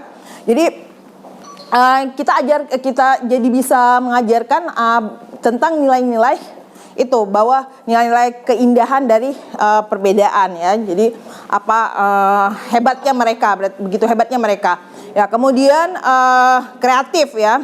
Jadi kreatif itu maksudnya adalah bahwa mereka bisa menghasilkan suatu gagasan yang orisinil. Artinya ya, kita ngajarin bahwa mereka berkreasi ya. Jadi yang memang dari mereka, bukan nyontek, jadi nggak plagiat. Jadi kita ngajarin anak-anak jangan membiasakan anak-anak untuk taunya nyontoh gitu. Kan kalau misalnya TikTok itu kan taunya nyontoh gitu kan, ngikutin, niru gitu. Tapi sebenarnya TikTok itu juga bisa mengajarkan anak untuk kreatif gitu ya. Kayak saya bilang kan, kalian tuh sebenarnya TikTok bisa jadi duit kan, saya bilang gitu kan. Kayak di Instagram bisa jadi bisa cari duit, jadi selebgram, banyak follower gitu. Jadi kamu tuh bisanya apa misalnya? Kalian pintar bikin susu jagung misalnya, atau pintar bikin teh rosella, bikin minuman lemon misalnya. Kamu bikin aja kan, kita ada podcast di sini. Jadi buat podcast, kemudian upload itu ke TikTok, ke YouTube gitu kan. Jadi orang akan lihat, ikutin ya. Misalnya bioenzim sekarang lagi kalau ibu rumah tangga kayak di Banda Aceh tuh ngetren tuh bioenzim ya. Nah, itu kan hal paling sederhana sebenarnya yang mereka bisa lakukan, praktek mereka rekam kegiatan mereka, bagaimana, apa bahannya, apa prosesnya seperti apa gitu. Jadi ajarkan buat mereka bisa melakukan itu. Makanya tadi kan kayak tugas-tugas, kalau kita ngomong teknologi, jadi teknologi itu dia seperti pisau. Jadi mau digunakan untuk apa? Tapi gunakan itu untuk mereka, justru mereka mengembangkan bakat mereka, ya kan? Bakat mereka memang jago siaran misalnya, kayak si Henny kayak si Velia, Nur Fadila, vokalnya bagus, dia percaya dirinya tinggi gitu kan. Terus dia bisa bikin konten gitu, yang kontennya itu bisa bermanfaat buat orang ikut, dia juga dia juga bisa menambahkan penghasilan buat dia kayak gitu ya. Jadi seperti itu. Jadi nggak cuma kita ngomong, oh itu masalahnya produk yang kita tahu, produk olahan ini teh rosella misalnya, kita tahu buat bibit, tapi bagaimana kita mengajarkan cara membudidaya ya. Jadi sekalian juga kita bisa manfaatnya banyak untuk sekolah kita kan, bisa terkenal sekolah kita, jadi sosialisasi, jadi image sekolah juga, citra sekolah kita juga jadi baik kan, gara-gara siswa kita misalnya mau melakukan itu ya. Jadi kita ajarkan bagaimana mereka open minded gitu ya, bahwa itu gadget itu bukan dipakai untuk main game aja, bukan untuk nonton film aja, tetapi bisa untuk justru mereka berkreasi produktif di situ ya. Kemudian gotong royong ya, jadi itu gotong royong ya, ya kita tahu ya, gotong royong kerjasama ya, kolaborasi ya, beda kerjasama sama kolaborasi ya. Kalau kerjasama itu sama fungsinya sama, kita sama bikin kue gitu. Tapi kalau yang nama kolaborasi itu memiliki peran masing-masing dengan keunikannya masing-masing. Jadi tugasnya bisa beda-beda, tapi untuk tujuan yang sama gitu. Oh ini bikin kue ya, satu pergi belanja gitu kan, satu lagi kasih duit untuk bikin kuenya gitu, kasih modal gitu kan, satu lagi dia yang bikin kuenya. Jadi ada yang pasarinya, itu namanya kolaborasi. Jadi setiap orang tuh punya peran masing-masing. Nggak semua kita jadi dokter, jadi insinyur juga kita nggak kan, dokter gitu kan, yang insinyur ya kan, yang petani gitu ya, yang jadi guru matematika, guru bahasa Inggris kan beda kan kita punya model pembelajaran kayak project based learning misalnya ya kan, semua kolaborasi guru di situ. Teaching factory misalnya kolaborasi guru matematika, guru bahasa Inggris, guru bahasa Indonesia, semua guru itu terlibat ya. Tujuannya apa?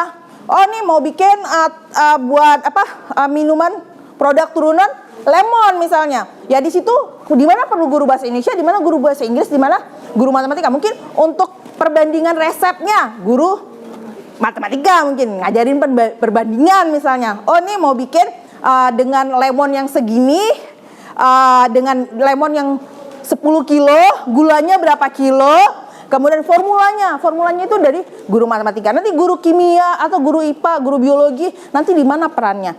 Guru bahasa di mana peran? Oh mungkin bikin label nanti ya. Kata-kata yang menarik untuk labelnya apa misalnya? Bagaimana membuat label ya? Mau buat labelnya dalam bahasa Inggris, guru bahasa Inggris mungkin di situ berperan. Ya, jadi guru menilainya juga dari satu produk, tapi bisa nilai bahasa Inggris bisa di situ, matematika bisa di situ, ya kan? Semua mata pelajaran bisa masuk di situ. Maka kalau sekarang kan prototype itu kan mengikuti kebutuhan, bukan lagi kurikulumnya udah bebas sekarang. Jadi anak kan di kurikulum juga dijelaskannya umum sebenarnya. Anak mampu seperti ini, mampu ini dicerminkan dengan hasilnya ini dia. Produk ini ya, jadi nggak bisa kita paksa anak harus bisa semuanya harus bisa kalkulus gitu. Dia mau dipakai kemana misalnya, ya kan? Harus bisa, kita harus tahu dulu. Oh ini mau bikin mau bangun 3 dimensi misalnya. Oh ini dia untuk bidang apa? Mungkin kalau di pertanian nggak begitu penting. Oh mungkin penting di mana? Jadi langsung masukin konten materi itu di pelajaran tersebut di Ya pokoknya kita ngikut lah apa yang maunya kejuruan, misalnya produktif maunya apa, produknya apa ditentukan. Kemudian tinggal gandeng kawan-kawan yang mata pelajaran lain gitu. Tolong nih guru matematika ini. Jadi gua nilai gitu. Ya jadi penilaiannya itu dengan portofolio kan, nantinya jadi sebuah portofolio. Jadi dari pelajaran agamanya apa misalnya? Oh, nih timbangan kejujuran misalnya mau dinilai. Ya. Atau apa misalnya? Jadi kehalalannya misalnya. Jadi di situ bisa dilihat kebersihan atau apa ya. Jadi bisa masuk semuanya. Jadi terintegrasi ya. Jadi kita sama-sama gotong royong ya. Kemudian bernalar kritis ya. Jadi ini sayang kadang-kadang ini nalar kritis itu sambil kepo gitu. Ya, jadi kepo ya. Penting buat anak itu kepo ya. Orang kepo tuh nalar kritis tuh. Ya kenapa? Karena dia akan cari tahu gitu kan. Jadi sebenarnya kepo itu adalah satu hal yang positif juga ya. Walaupun dimakan penasaran itu bisa membunuh kamu ya. Kan dibilang kan kayak gitu, ada sebuah ungkapan itu, penasaran bisa membunuh kamu. Tapi ya kenapa? Karena kadang-kadang juga mungkin nyoba terus ya, tiba-tiba bluk meledak gitu kan.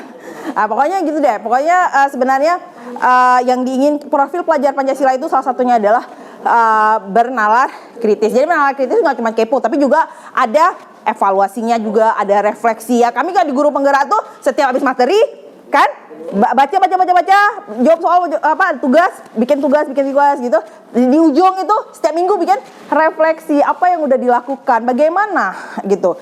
Apa yang sudah kita lakukan, bagaimana praktek kita begini, apa yang terjadi, apa masalahnya, kenapa masalah itu terjadi, apa solusinya ya, apa permasalahannya. Kemudian yang paling penting adalah mandiri ya. Mandiri di sini artinya setiap orang tuh bisa bertanggung jawab sama diri sendiri. Jadi ada regulasi diri. Jadi ini di sini memang motivasi internal tuh paling penting kalau di kemandirian ini ya. Jadi dia sebenarnya mau dia apa ya. Dan dia harus seperti apa, melakukannya itu seperti apa ya. Bangun pagi misalnya ya, nggak perlu dibangun. Orang yang mandiri itu nggak perlu dibangunin lagi sebenarnya. Nggak perlu disuruh salat, nggak perlu. Dia udah tahu tanggung jawab dia sama Tuhan. Itu mandiri dia. Iya, seperti itu ya. Jadi yang paling penting adalah keenam ini itu yang harus bisa kita harus ada pada siswa kita ya. Jadi profil pelajar Pancasila itu dia punya budi pekerti ya, beriman dia ya. Kemudian dia paham bahwa kita tuh suatu perbedaan itu adalah memang seperti yang harus kita hargai gitu kan. Kemudian kreatif, gotong royong ya, bernalar kritis dan mandiri. Oke, kita masuk ke konsep disiplin. Saya bilangnya konsep disiplin positif ya. Sebelumnya kita balik lagi ke Mentimeter. Oke, pertanyaannya adalah sebentar ya Pak Presence.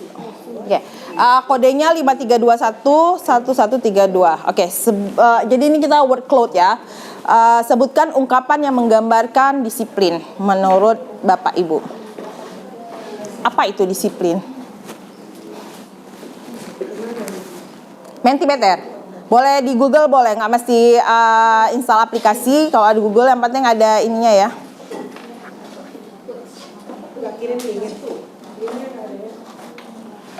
Linknya, ntar. Oke, wait. Sebut ungkapan yang menggambarkan disiplin. Oke, ntar ya.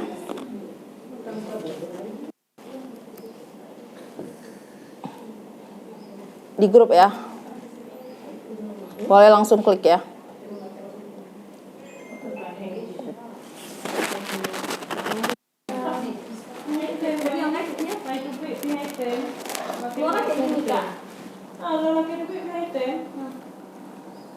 Coba buang dulu Bu di sampah.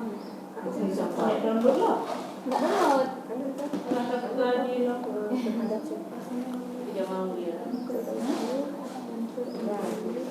Nah ini tadi ya. Join biasanya. Masya Allah Kak. Biasanya dibuka. Tadi kan mau keluar. Kak di situ. Kak buka lagi sih Kak. Di Mentimeter juga sama enggak? Kayak itulah kejadiannya. Oke.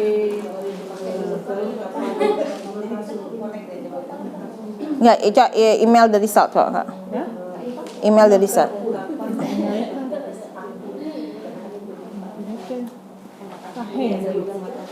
Ini harus 2 pintu Enggak mesti.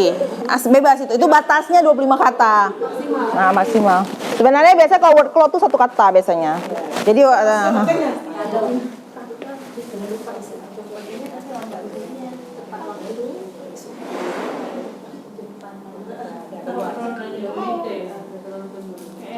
Oke, kalau nggak mau boleh coba kira-kira apa yang menggambarkan disiplin menurut kawan-kawan apa saja? Masuk tuh. Udah. Oh, patuh. Oke, patuh. Oke, patuh apa? Tepat waktu misalnya ya, apa lagi? Oke, cepat tanggap. Bertanggung jawab. Ya. Oke, ada lagi?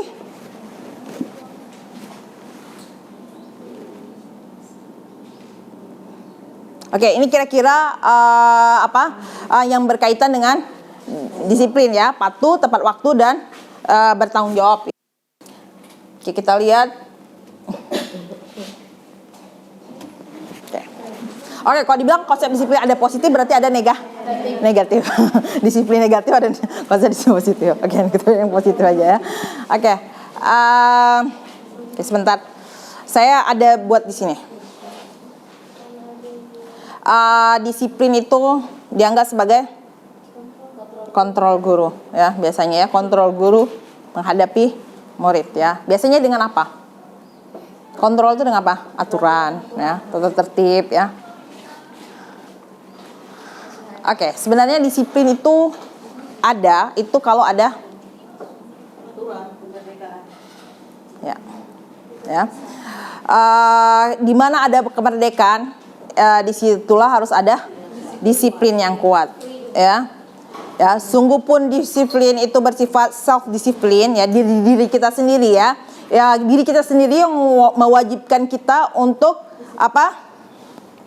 Untuk disiplin. Tapi itu sama saja, sebab jikalau kita tidak cakap melakukan self disiplin, wajiblah penguasa lain mendisiplinkan diri kita. Contohnya misalnya ada undang-undangan. Itulah ada undang-undang. Kalau kita kalau di Banda Aceh sekarang kan udah pakai karet merah tuh. Ya, kalau lampu merah nerobos lampu merah, artinya tunggu aja surat cinta ya, surat cinta dan didenda ya. Jadi kadang-kadang penguasa, jadi yang apa ada penguasa yang kontrol gitu. Kontrolnya dengan apa? Dengan hukuman misalnya kan, dengan aturan dan hukuman ya. Jadi dan peraturan demikian itulah yang harus ada di dalam suasana yang merdeka ya. Kenapa bisa dibuat peraturan sama pemerintah? Karena Indonesianya merdeka. Coba kalau lagi negara perang kayak dulu misalnya Hukum Rimba dulu kan. Waktu masa konflik aja lah. Ya, masa konflik. Enak aja kan ngambil orang, ngambil Honda, mobil orang ngambil kan, bisa boleh aja kan. Ya kan nyulik orang ya. Nggak ada hukum kan? Tidak ada tuh. Kenapa? Tidak.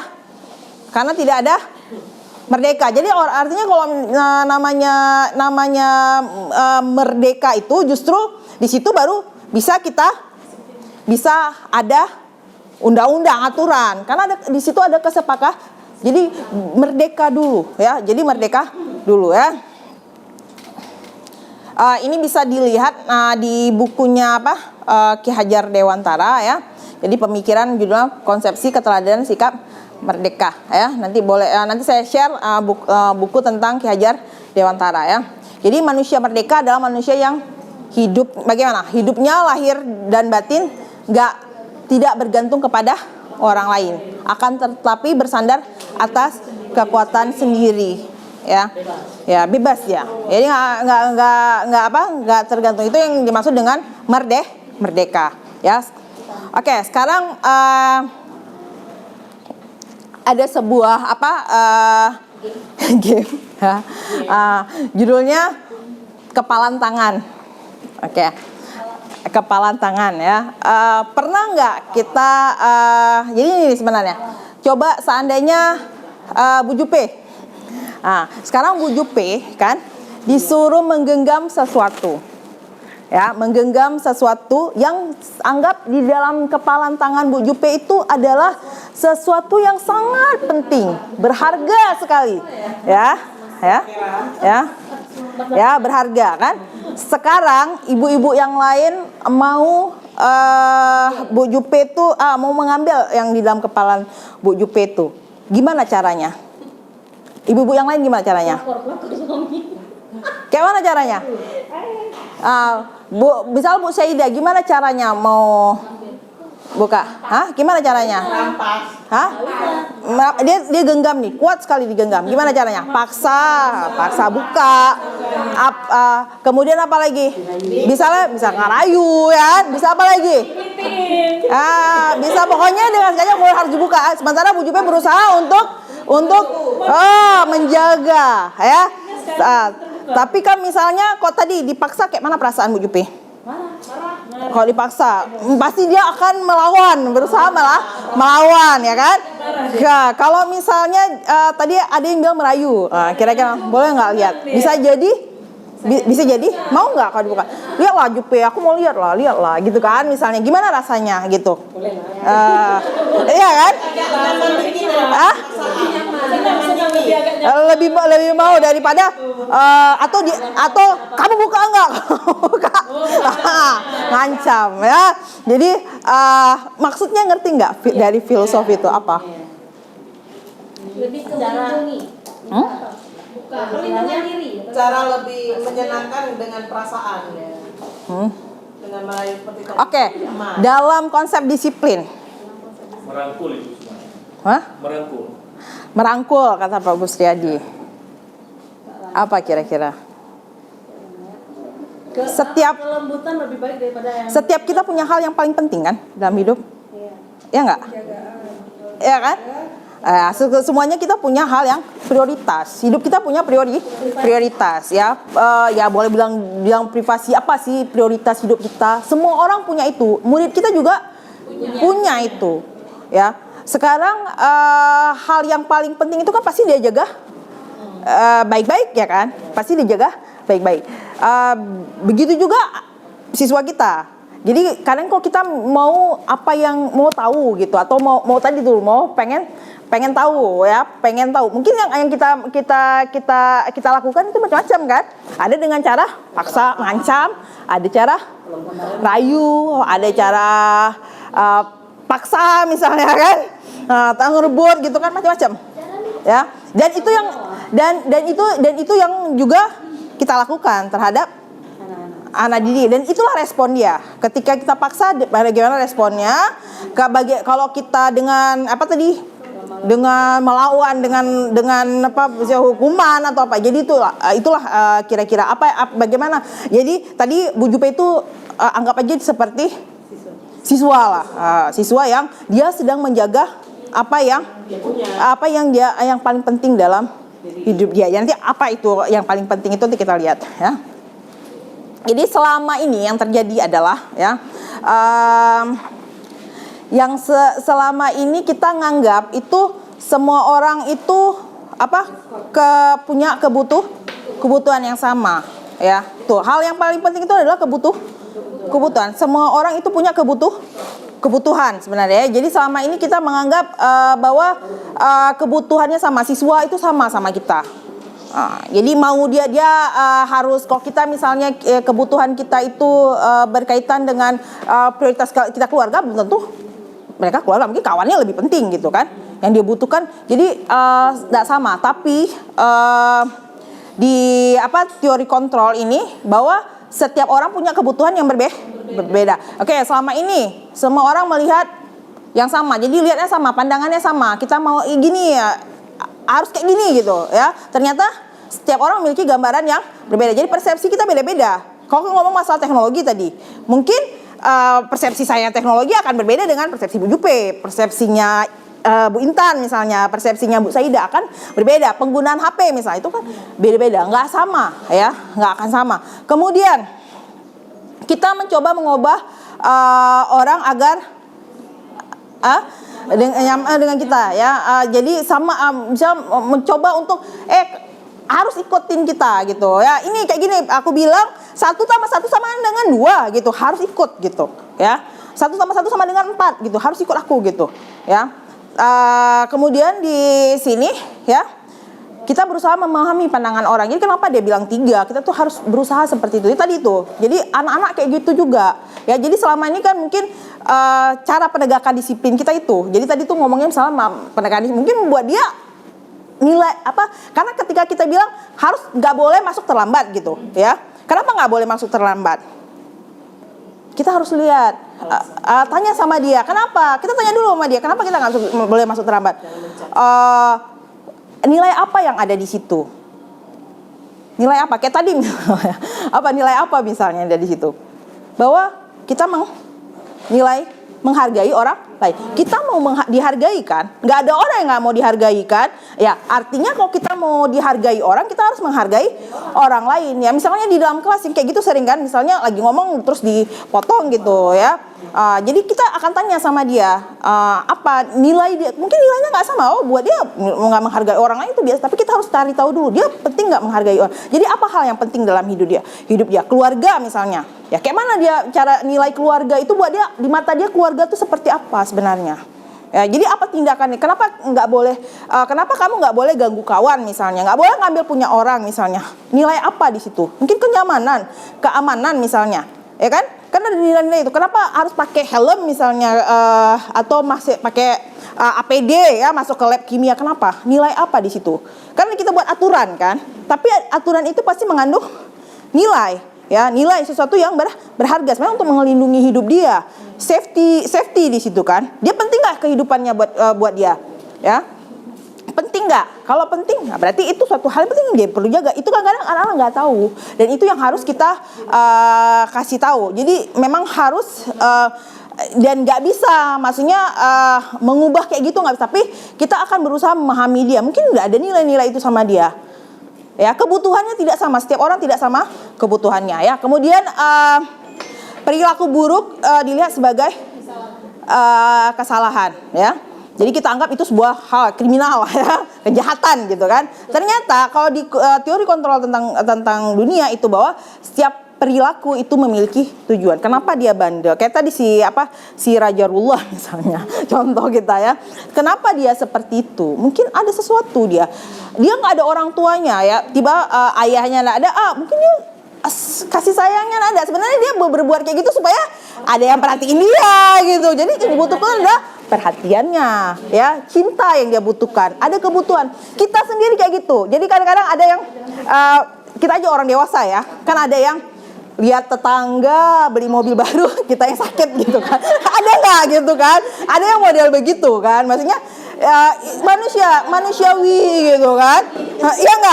Iya nggak kan begitu. Jadi kan pasti kan ada pokoknya segala sesuatu itu punya tujuannya. Jadi ada kebutuhan kita ya yang nggak terpenuhi ya. Nanti kita ngomong masalah kebutuhan ya. Apa kebutuhan dasar manusia ya. Jadi ada 5 sebenarnya kebutuhan dasar manusia. Salah satunya adalah mungkin kasih sayang. Apa lagi? Kebebasan. Di sini terlalu dia butuhnya bebas gitu. Jadi bagaimana kita mengkondisikan bahwa dia itu bukan di dalam kurung, bukan itu maksudnya nggak bebas gitu. Apalagi kesenangan. Jadi kita harus bisa menciptakan suatu kesenangan, belajar misalnya. Kenapa dia ini buat kawannya nangis misalnya, ngambil punya orang happy gitu, senang dia kan, buat dia senang gitu, puas dia kan. Ternyata dia kebutuhan kesenangannya tidak terpenuhi. Jadi ketika kebutuhan itu tidak terpenuhi secara positif, karena kebutuhan itu bisa dipenuhi dengan cara positif dan cara negatif. Kita pun orang dewasa, kenapa sih tiba-tiba masuk penjara gitu kan, korupsi gitu? Kenapa? Karena kebutuhan dia terhadap misalnya tapi dia nggak bisa cari dengan cara positif, dia carinya dengan curi gitu, dengan cara negatif. Jadi begitu juga dengan murid-murid kita di sekolah ya. Jadi dia sebenarnya kebutuhannya nggak terpenuhi dia berusaha, sebenarnya dia berusaha, dia lagi melakukan usaha apa? Usaha memenuhi kebutuhannya. Cuman itulah tugas kita sebagai guru, mengarahkan bagaimana dia memenuhi kebutuhannya secara positif. Di sekolah ya kok dia pokoknya senang, berarti pembelajaran kita main-main, tapi dia tetap belajar. Gimana caranya? Kan bisa gitu. Ya. Di asrama supaya tidak merasa dia nggak bebas gitu. Gimana supaya dia mendapatkan kebebasan tapi dengan cara yang positif. Saya mau keluar sebentar, minta izin, diizinkan. Seperti itu ya. Jadi segala sesuatu itu memiliki tujuan. Kemudian kita menganggap ya selama ini orang lain bisa mengontrol, nggak bisa maka kita semuanya itu hukuman itu adalah salah satu untuk mengontrol kan. Disiplin itu ada hukuman misalnya kan, sanksi ya. Tapi apalagi hadiah. Kalau kamu kalau kamu nanti ngikutin pelajaran, nanti saya kasih hadiah kamu. Sampai kapan kita kasih hadiah? Sampai kapan kita akan hukum dia? Ya. Jadi kalau bukan dari diri dia sendiri. Jadi kita cuma bisa itu cuma sifatnya sementara. Nggak ada yang bisa mengontrol seseorang. Nggak ada orang yang bisa mengontrol diri orang lain. Itu sifatnya hanya sementara. Sampai kapan ya ceritanya ya. Kemudian pemaksaan pada saat bujukan gagal ya. Jangan kan udah kita bujuk-bujuk nggak mau paksa ya. Ya, kemudian kalau di teori kontrol itu ada namanya kolaborasi dan konsensus penciptakan. Jadi kita tanya dulu ya. Jadi cari tahu dulu apa masalahnya, bagaimana. Jadi dia akan tentukan sendiri apakah ini baik. Dia akan jawab sendiri sebenarnya, ya kan? Kemudian model berpikir menang kalah. Sering kan kalau saya ego kita dengan orang tua kan gitu. Dengerin nggak gitu ya? Saya maunya kalau kamu nggak dengar, ini nggak dengar mama, nggak dengar ayah kamu, nggak dengar orang tua kamu. Jadi pokoknya kayak nurut lah, merasa menang gitu ya. Tapi sementara di teori kontrol itu ada model berpikirnya adalah win-win solution. Jadi nggak ada menang kalah, yang ada adalah menang bersama. Ya, jadi solusinya itu dua-duanya gitu. Makanya kita lebih kan kalau di Indonesia itu kan kata bermusyawarah dan mufakat. Jadi sama-sama ya, nggak ada di sini nggak ada menang, nggak ada kalah, tapi demi kepentingan bersama ya. Jadi itu kemudian ini selama ini yang kita pikirkan ya. Jadi kalau misal teori kontrol menurut Dr. William Glasser itu ini dia meluruskan miskonsepsi tentang kontrol ya. Jadi kita ya orang dewasa ya. Jadi selama ini yang kita lakukan ilusi cuman. Jadi yang namanya ilusi apa? Ya, kayak metaverse itu ya, ilusi gitu kan. Nah, seolah-olah begitu, tapi kenyataannya bukan seperti itu. Jadi selama ini adalah ilusi guru mengontrol murid ya. Jadi semua perilaku memiliki tujuan bahkan terhadap perilaku yang tidak disukai. Sebenarnya itu. Jadi kita lihat dulu, dia tuh kenapa sih melakukan itu? Pasti dia punya tujuan. Ada kebutuhan dia yang tidak terpenuhi. Ada kebutuhan, tujuannya adalah dia ingin memenuhi kebutuhannya. Cuman caranya dia tidak memenuhi dengan cara yang positif. Kenapa? Karena dia nggak sanggup melakukan yang positif, dia lakukanlah yang negatif. Tugas kita adalah mengarahkan dia supaya dia bisa memenuhi kebutuhannya dengan cara yang positif ya. Jadi ilusi bahwa semua penguatan positif efektif dan bermanfaat. Jadi kita anggap bahwa kita bujuk-bujuk dia, kita kasih hadiah, kita inginkan. Anak kan kita sering kayak gitu ya. Boleh main HP tapi makan dulu, nanti boleh main HP gitu kan, kayak gitu ya, bujuk gitu kan. Jadi itu juga cuma ilusi kita aja. Soalnya kita bisa membuat anak itu makan, padahal enggak sebenarnya ya. Karena that's because of something gitu ya. Kemudian ilusi bahwa kritik dan membuat orang merasa bersalah dan mengeluarkan karakter. Jadi ini sering terjadi juga sama kita ya. Jadi kita menganggap bahwa ya kita sering justifikasi ya, merendah sehingga dia membuat dia merasa menjadi orang yang rendah, gagal. Itu juga tidak membantu dia, nggak membentuk karakter. Justru saya termasuk korban yang mungkin seperti itu ya. Jadi ini baru mulai lagi ya. Saya termasuk orang yang nggak berani ngomong di publik sebenarnya, malu. Kenapa? Karena pernah ditertawakan ya, pernah diketawain. Saya pernah ikut kontes pidato dan saya baca konsep pidatonya salah, semua orang ketawa, seluruh dunia menertawakan. Soalnya gitulah ya kan, sampai itu kan udah tuh nggak ngomong-ngomong gitu rasanya gitu. Ada rasa karena pernah merasa malu, udah kena mental. Itu waktu kecil dan itu dampaknya panjang. Begitu juga anak-anak kita. Jadi kan perkataan kita itu menentukan masa depan dia kan, kadang buat dia jadi gagal. Seharusnya dia nggak seperti itu ya kan. Tapi gara-gara mulut kita ya, mulut guru ya, jadi seolah-olah kita kritik dia, kawan kita juga memang nggak ada orang sebenarnya senang dikritik kan, iya kan? Jadi nggak percaya dirinya menjadi sementara kita maunya kan dia percaya diri ya. Jadi kemudian ilusi bahwa orang dewasa memilih hak untuk memaksa, ini juga paling sering ya. Kita merasa punya hak untuk, padahal tadi itu sebenarnya disiplin itu saja kalau dia merdeka. Kalau nggak merdeka itu tidak bisa. Jadi merasa memiliki tanggung jawab untuk membuat murid-murid berbuat hal-hal tertentu. Jadi kita akan merasa dia harus tanggung jawab kita untuk supaya dia jadi pintar matematika. Tanggung jawab kita, padahal tidak seperti itu. Ya, jadi itu cuman ilusi ya. Oke, apakah yang dimaksud dengan disiplin? Udah tadi ya. Oke, berasal dari bahasa Latin ya. Disiplin itu kalau bahasa Inggris disciple. Disciple itu siswa, murid. Ya, kalau dulu kan kalau dulu zaman Aristoteles itu kan kayak kalau dia agama Kristen kan misalnya Nabi Isa itu kan punya murid-murid pengikut ya. Sebenarnya disciple itu adalah pengikut. Kenapa dia mau ikut? Kenapa dia mau ikut mau jadi pengikut gitu? Mau jadi murid kan kalau nonton TOEFL Kungfu juga kan? Namanya disciple ya. Disciple itu kan jadikan aku muridmu gitu kan. Gitu kan. Guru jadikan aku mau belajar sama kamu gitu. Kita bagaimana caranya kita mau siswa itu kayak gitu. Kayak mana caranya itu berarti kan mulai dari dari kita sendiri, dari guru ya. Jadi makna dari kata Konfusius disiplin diri itu adalah dari murid Sokrates dan Plato ya. Disiplin itu membuat orang menggali potensinya menuju tujuan apa yang dihargai. Karena dia menganggap guru karena kan kalau zaman dulu gitu, guru tuh tengku tuh kan, tengku tuh kan semuanya karena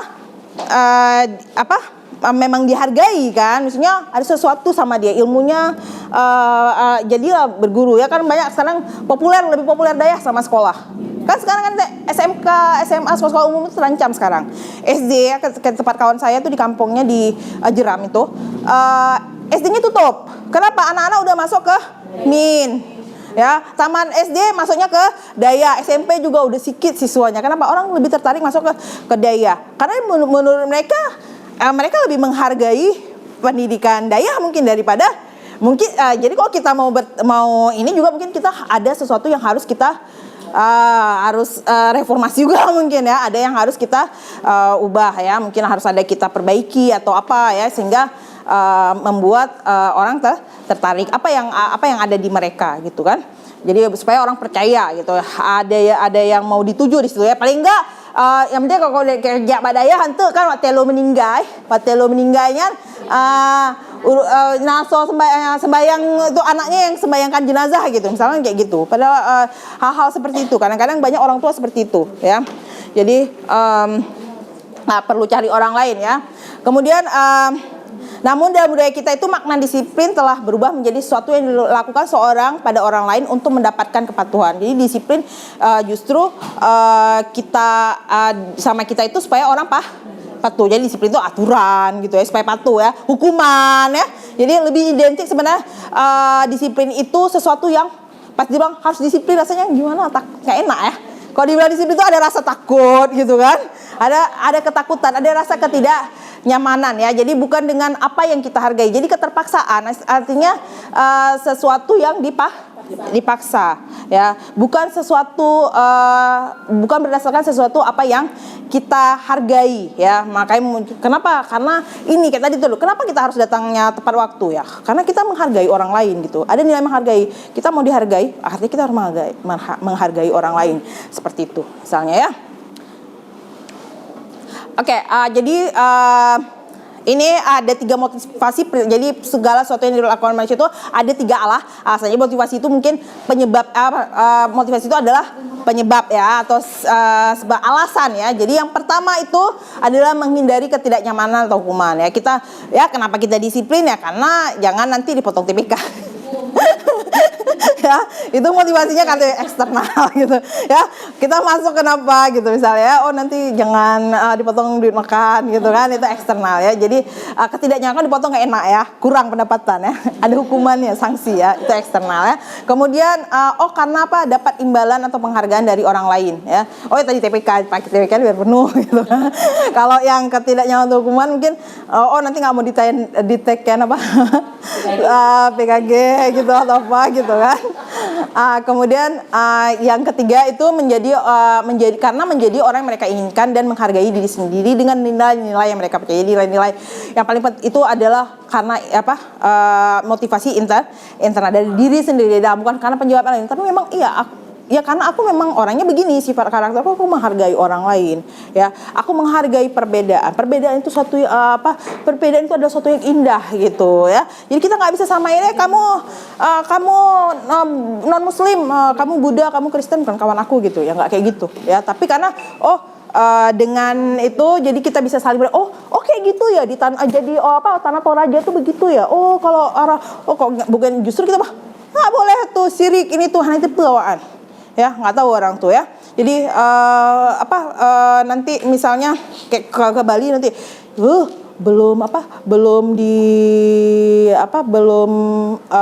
maksudnya kita mengatakan hal padahal ada suatu nilai-nilai yang mereka hargai yang kita harus juga menghargai juga kenapa mereka melakukan itu gitu kan. Suatu ada hal yang indah ya. Sebenarnya itu ada suatu hal itu yang kita harus ajarkan. Indonesia ini ada bukan karena ada orang Aceh aja enggak.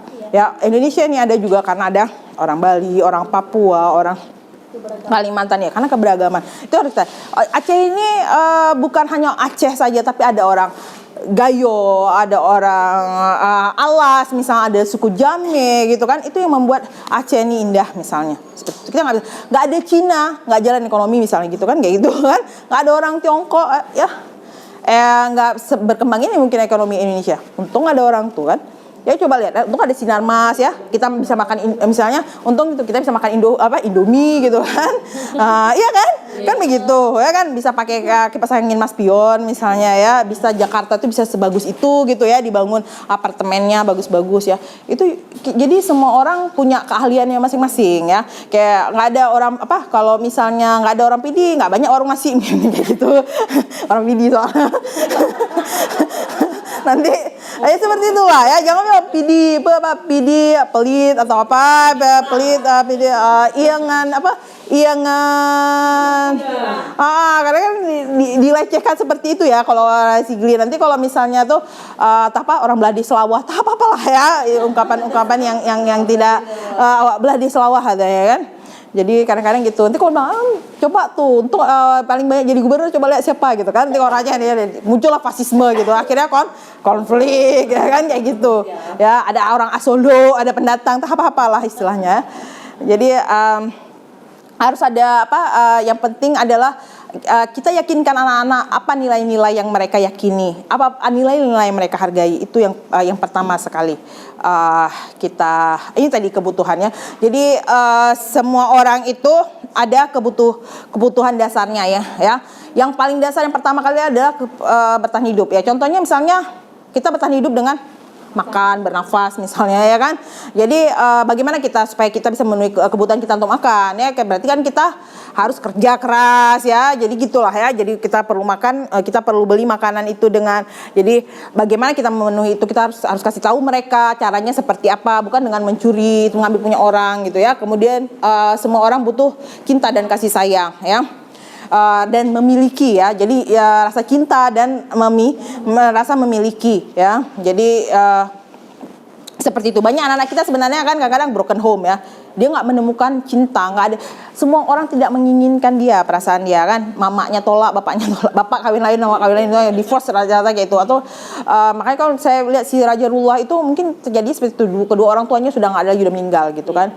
Mungkin saudaranya karena dia nakal, dia mungkin karena itu. Jadi dia sebenarnya butuh perhatian aja ya. Kan dia yang bisa, dia siapa sih? Famela yang bisa ngomong sama dia cuma Famela gitu kan.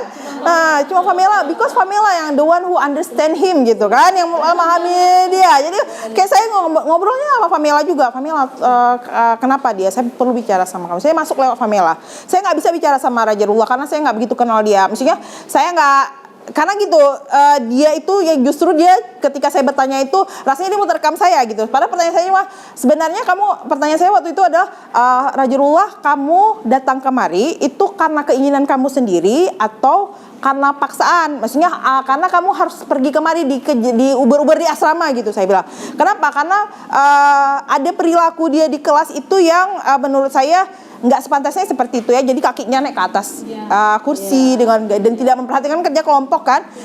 Dia tidak menyatu dengan kelompoknya, justru dia pandangan dia menerawang tak kemana-mana dengan gaya duduknya. Jadi saya menegur dia dalam arti apa yang saya cuma mau dia tahu nggak apa yang saya minta dia lakukan sama kelompoknya. Jadi saya Raja Rullah, kamu tahu nggak apa yang harus kamu lakukan sekarang? Iya tahu, kata gitu deh. Dia langsung ngomongnya begitu. Iya tahu, kata gitu. Apa? Coba ulangi. Nyolot ya? Jadi kan kadang-kadang kalau kita nggak itu emosinya. Kalau saya ngaku guru penggerak mungkin jadi berantem dia waktu itu. Tapi untungnya dengan guru penggerak, jadi saya paham, oh ini ada sesuatu gitu ya. Jadi memahami masalah kebutuhan dasar manusia ya, semua orang kayak gitu ya. Jadi seperti itu dia. Jadi dia tantangin kita kan. Ya kerja kelompok kan. Tapi apa yang kamu lakukan? Apakah kamu kerja kelompok? Apakah kamu sekarang tercermin bahwa kamu itu kerja kelompok? Gitu aja saya tanya kan. Nggak dijawab, diam saja, dia tidak berkata apapun. Jadi saya tanya lagi, Raja Rullah, sebenarnya kamu kemari mau ngapain? Saya tanya kan. Apa tujuan kamu kemari? Diam juga, nggak dikasih jawaban. Kita kalau dikasih jawaban kan frustasi kita sebenarnya, sudah frustasi gitu kan. Raja Rullah, sebenarnya kamu kemari karena keinginan sendiri, masuk kelas hari ini belajar bahasa Inggris sama saya, itu masuk kelas saya itu karena keinginan kamu sendiri, kamu memang mau belajar bahasa Inggris itu, atau karena kamu memang harus datang nggak boleh ada di asrama, kamu harus masuk kelas gitu, pertanyaan saya kan. Walaupun saya tahu setelahnya saya baru tahu kata Ridwan ya, kalau si Famela itu masuk kelas, Raja Rullah itu masuk ke kelas. Jadi dia masuk kelas bukan karena mau belajar bahasa Inggris, memang karena dia mau bertemu si Famela. Itu sebenarnya kan. Jadi kan ketika itu kan dia kan ini juga gitu kan, maksudnya kan emang bukan, tapi dia tidak, masalahnya dia tidak menjawab. Itu jadi dia tidak menjawab kan. Jadi nggak bisa masuk. Akhirnya saya hubungi Ridwan ya, saya hubungi Ridwan wali kelasnya. Ridwan minta tolong, oh Kak, kalau Raja Rullah tuh untuk ngobrol sama dia, oh ternyata dia punya masalah begini ya, terpukul, dia kan baru musibah ya, terpukul juga ya, udah kehilangan bapaknya, habis itu ibunya, dan dia punya 2 orang adik katanya yang harus ditanggung. Saya bilang, dia di sini gimana dia nanggung adik itu? Saya tanya besar. Jadi adiknya sama siapa yang ngurus itu begitu ya? Saya tanya terus sama. Jadi bisa mengerti kenapa dia seperti itu. Walaupun ya di awal sebelum orang tuanya meninggal itu juga bermasalah, dia malah justru mau dikeluarkan. Tapi pun gara-gara ibunya kecelakaan tidak jadi dikeluarkan ya, pertimbangan kemanusiaan lah ya, mestinya akhirnya dia tetap seperti itu ya. Jadi tapi kita nggak mungkin juga kita biarkan dia seperti itu. Dia punya tanggung jawab untuk diri dia sendiri, bagaimana masa depan dia. Kalau dia nggak belajar dengan benar ya, dia harus tahu itu bagaimana dia menanggung adik-adiknya, bagaimana dia mencari rezeki, karena yatim piatu kan totali gitu kan. Dia jadi tulang punggung. Jadi kan apakah menjadi bukan hal yang mudah ya, dengan anak seusia dia masih remaja seperti itu, udah berat kali beban hidupnya. Jadi kita sebenarnya guru ya mesti, walaupun kira-kira oke sudah paham ya, udah berarti siapa yang bisa masuk itu lewat Famela. Jadi lewat Famela saya komunikasi, misalnya mau tahu, coba Famela kasih masukan ke dia, karena dia kita nggak bisa ngomong sama dia, akan mental gitu. Yang dia dengar cuman Famela, maka Famela kuncinya kan. Kemudian kesenangan ya. Jadi semua orang itu nggak ada fun ya, mau denger musik, nonton ya, atau film Korea, atau film Cina gitu kan, for fun gitu kan. Jadi kan kadang nggak terpenuhi, nggak bisa dengan benar ya, cari yang salah gitu ya. Semua orang butuh kesenangan ya, hiburan ya, entertainment ya, semua orang butuh itu. Kemudian satu lagi adalah power, kekuasaan, itu pengakuan ya. Anak yang butuh pengakuan itu selalu dia ingin tampil. Ya, kita pun juga kayak gitu ya. Kita pun ada kan, mau diakui gitu kan, dipuji, semua orang senang ya. Orang yang haus pujian lah, biasanya politikus gitu kan, itu adalah orang yang kebutuhannya adalah power, kekuasaan ya. Jadi mau diakui, bagus ya buatannya, pasti senang ya kan. Jadi ketika dia salah, dia buat itu menjadi kiamat buat dia ya. Dia itu menjadi end of the world buat dia gitu, hancur hatinya ya. Jadi itu yang harus kita pahami juga ya. Jadi kenapa dia pas pelajaran Bu Syaida itu, karena matematika susah, dia selalu nilainya jelek gitu. Sementara dia adalah orang yang pengennya di depan, ternyata ada kelemahan gitu. Jadi orang-orang yang butuh dengan kekuasaan itu jangan ada celah sedikit pun sama dia ya. Oke, ini tadi yang tadi Bu Jupe kan 12 ya. Oh nggak apa, tapi belum habis nih. Oke, dunia berkualitas ya. Jadi semua orang tuh punya hal yang penting, yaitu yang disebut dengan dunia berkualitas ya. Jadi kita bisa jadi termasuk dalam dunia berkualitas. Jadi buatlah kita jadi dunia berkualitas buat murid-murid kita ya. Karena apa itu dunia berkualitas? Ada tempat khusus. Jadi kita tuh semua punya prioritas ya. Misalnya prioritas aku adalah harus dapat beasiswa ke luar negeri misalnya gitu kan. Semua anak-anak itu juga punya seperti itu. Aku harus kawin sama orang kaya Aku harus jadi kaya gitu kan. Kan gitu kan. Orang tuaku adalah, aku ingin membahagiakan orang tua, itu adalah dunia berkualitas dia. Aku pacar aku gitu. Misalnya gitu ya, suamiku itu adalah anak-anak, itu adalah dunia berkualitas. Hal-hal yang penting. Jadi semua kita itu punya namanya dunia berkualitas ya. Bisa jadi murid kita adalah dunia berkualitas buat kita. Guru adalah dunia berkualitas buat murid-murid kita. Itu bisa saja. Jadi dunia berkualitas itu adalah gambaran yang mewakili apa yang diinginkan ya. Jadi bisa berisi orang-orang, hal-hal apa saja yang diinginkan ya, jalan-jalan ke luar negeri misalnya. Jalan-jalan ke Kapadokia kayak siapa? Si Kinan, it's my dream katanya. Jadi dunia berkualitas dia adalah suaminya Aris dan naik air balon di Kapadokia. Itu adalah dunia berkualitasnya Kinan ya. Begitu Arisnya punya punya selingkuh dengan Lydia, dan Lydia justru yang dibawa ke Kapadokia, kan dia jadi layangan putus gitu kan. Jangan sampai anak kita jadi layangan putus gitu ya. Jadi itu yang membuat dia bahagia. It's my dream katanya kan. Impiannya. Jadi dunia berkualitas itu bisa kita gambarkan adalah impian, mimpi, cita-cita ya. Apa hal-hal atau nilai yang paling penting, suatu hal yang paling penting yang buat dia, dan itu menurut dia bisa memenuhi kebutuhan dasar, 5 kebutuhan tadi.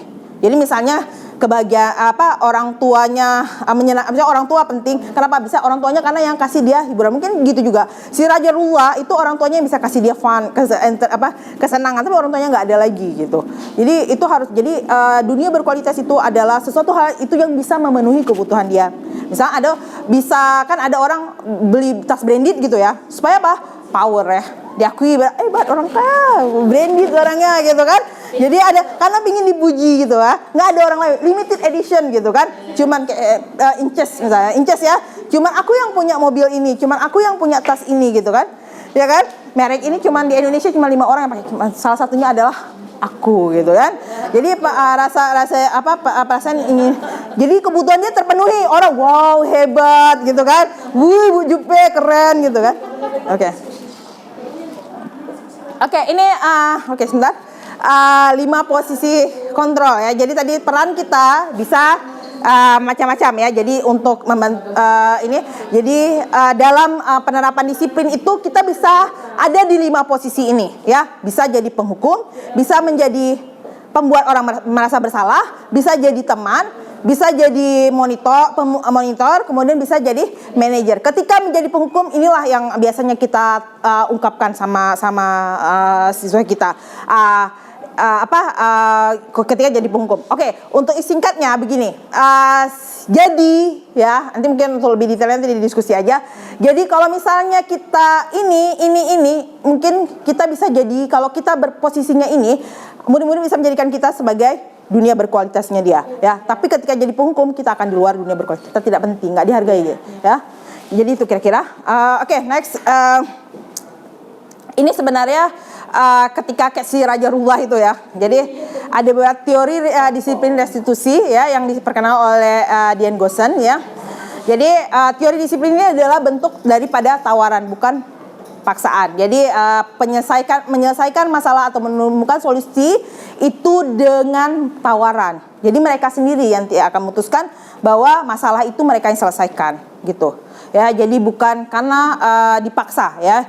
Jadi disiplin restitusi itu adalah proses menciptakan kondisi bagi murid untuk mereka memperbaiki kesalahan yang dilakukan sehingga mereka bisa kembali pada kelompok mereka dengan karakter yang lebih kuat. Jadi dia refleksi diri, oh ya ini salah. Jadi dia bisa, kita bagaimana mengarahkan dia, membuat dia bisa justru dia menjadi karakter yang lebih baik ya. Kemudian langkah-langkah dilakukan adalah secara kolaboratif ya, mengajarkan peserta didik menyelesaikan masalah dan membantu mereka. Jadi kita mengajarkan mereka, jadi bukan menyuruh ya, mengajarkan mereka, memberitahu bagaimana cara menyelesaikan masalahnya dan membantu mereka berpikir tentang bagaimana menjadi orang seperti yang mereka inginkan. Jadi yang penting di atasnya dulu. Mereka tuh maunya seperti apa, nilai apa yang mereka. Mungkin ternyata mereka tidak menghargai nilai. Orang tua nggak penting buat dia. Kenapa gitu? Orang tuanya nggak penting. Sekolah nggak penting buat dia. Kenapa gitu kan?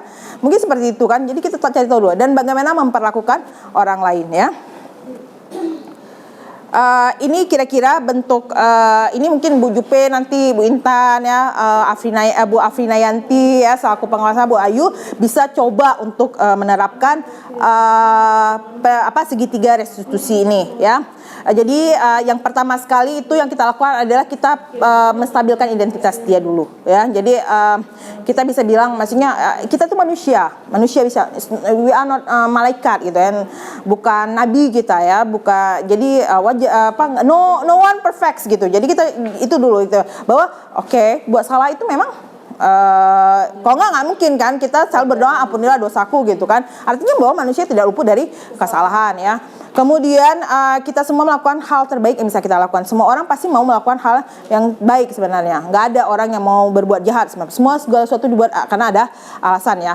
Jadi udah tuh kita bilang bahwa dia itu bukan satu-satunya yang pernah melakukan kesalahan. Nah, kita sendiri gurunya juga pernah melakukan. Jadi seperti itu. Jadi buat salah itu ya aja justru kesalahan untuk pelajaran sebenarnya, pelajaran untuk perbaiki diri kan. Jadi nggak usah takut salah gitu kan. Kemudian tahap kedua adalah validasi tindakan yang salah. Jadi kita mau dia mengatakan kepada kita ya kenapa dia melakukan itu ya. Karena kita tahu semua perlakuan itu semua yang dilakukan itu karena ada alasan ya. Jadi kita tahu ada kebutuhan dia yang tidak terpenuhi ya. Jadi ada kita akan kasih tahu, kamu tahu nggak kalau kamu mau senang itu kamu harus begini. Jadi kita mau nggak seperti ini. Jadi lebih ke penawaran ya. Jadi solusinya begini. Kita kasih tahu solusinya begini. Kamu mau sanggup melakukannya. Kalau kamu melakukan ini, ini yang terjadi. Ya nilai-nilai ini yang kamu inginkan jadi justru nggak tercapai gitu misalnya. Ya. Kemudian yang ketiga itu menanyakan keyakinan ya. Jadi misalnya kalau ini bisa kita lakukan di satu kelas juga boleh, di satu asrama boleh, nggak cuma satu siswa ya. Jadi misalnya siswa yang datangnya malas masuk misalnya masuk kelas, jadi kita boleh mulai dengan pertanyaan ini, kenapa nggak masuk kelasnya, kenapa dia harus tahu, dan kita kasih tahu juga ya. Jadi kemudian yang ketiga itu kita tanyakan keyakinan kelas yang kita sepakati. Jadi ada keyakinan kelas namanya ya. Kemudian jadi keyakinan kelas itu lebih baik daripada kita selama ini kan peraturan sekolah, peraturan kelas kita nggak tahu ada apa nggak. Kayaknya peraturan kelas ada kelas yang ada peraturan kelasnya, ada yang nggak ada, bisa ditempel ya. Jadi kita bisa mulai dari kalau keyakinan kelas itu berarti kan nilai-nilai mulainya dari nilai-nilai yang mereka hargai ya, keinginan mereka seperti apa. Jadi harapannya bahwa mereka itu memiliki motivasi internal, yang ada keinginan dari diri sendiri kayak tadi yang paling penting itu motivasi internal. Kalau yang dua eksternal tadi itu karena ada ini karena ada itu adalah paksaan, itu cuma sementara aja sifatnya ya. Jadi kemudian kita tanya lagi sebenarnya dia mau menjadi orang seperti apa. Jadi boleh mulai dari kamu ingin menjadi orang seperti apa sih sebenarnya ya. Jadi kemudian dari situ kita bisa melihat dia inginnya seperti apa. Oke, jadi ini kira-kira ciri-ciri restitusi ya. Jadi restitusi itu bukan menebus kesalahan, namun untuk belajar dari kesalahan. Restitusi itu tujuannya untuk memperbaiki hubungan ya, bukan justru dia keluar dari itu tadi ya, kayak Raja Rullah nggak mau ngomong sama saya. Kemudian restitusi adalah tawaran bukan paksaan. Kemudian restitusi itu adalah sebenarnya menuntun untuk melihat ke dalam diri mereka sendiri ya. Kemudian restitusi adalah mencari kebutuhan dasar yang mendasari tindakan. Kemudian restitusi diri ada cara yang paling baik menurut ini ya, di pendidikan itu yang paling baik. Kemudian restitusi itu fokus pada karakter bukan tindakan ya, jadi karakternya, pembentukan karakter ya. Restitusi itu menguatkan ya, bukan justru dia merasa bersalah menjadi tidak percaya diri justru ya, bukan membuat dia lemah jadi nggak motivasi justru ya. Kemudian restitusi itu fokus pada solusi ya, tapi jangan mecahkan masalah. Kalau mecahkan masalah itu masalah besar, jadi kecil-kecil banyak masalahnya. Masalah juga masih ya. Kadang kayak gitu, keluarin siswa aja masalah juga kan. Masalah sebenarnya kan. Jadi jadi kita cari solusi di sini ya. Kemudian restitusi mengembalikan murid yang berbuat salah pada kelompoknya ya. Jadi bukan justru memisahkan dia ya. Dia justru jadi nggak percaya diri, nggak mau lagi bergabung sama kawan-kawannya, suruh keluar dia, nggak boleh ikut pelajaran saya atau apa gitu ya. Atau dikeluarkan. Oke, next. Baik, terima kasih. Kita ini. Selanjutnya kita masuk ke dalam acara diskusi. Waktu kita berikan sekitar 15 menit kepada para peserta. Kembali. Baik, terima kasih kepada Bu Sukma. Acara selanjutnya adalah kita acara diskusi. Kita berikan waktu 15 menit kepada para peserta boleh melakukan diskusi, pertanyaan ataupun saran dan sebagainya. Silakan kepada para peserta. Untuk yang pertama 3 orang. Ada yang mau tanya? Ya, silakan Ibu Juliana. Sebenarnya bukan menjerumus pada pertanyaan. Sebenarnya ini merupakan suatu dukungan kepada Bu Sukma gitu ya. Dari awal saya lihat materinya ini selalu menjerumus kepada BK ya Bu Intan ya. Dan alhamdulillah memang ini yang sangat penting untuk semua guru sebenarnya. Kita mengenal karakter siswa seperti apa dan solusi kita menghadapi siswa seperti apa. Dan selama ini yang saya lihat adalah kita selalu menyalahkan siswa. Itu ya. Menjustice. Ketika anak dibawa langsung kamu begini. Tapi tanpa kita mengetahui kenapa anak terkena dampak masalah ini.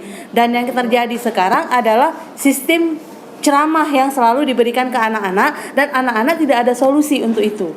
Nah, ini yang ketika kita mau melakukan BK ya, khususnya saya dan Intan ingin melakukan tindakan terhadap apa yang sudah terjadi di sekolah, itu seperti pandangan orang sebenarnya kita seperti tidak dianggap untuk dalam bekerja. Ya Intan ya.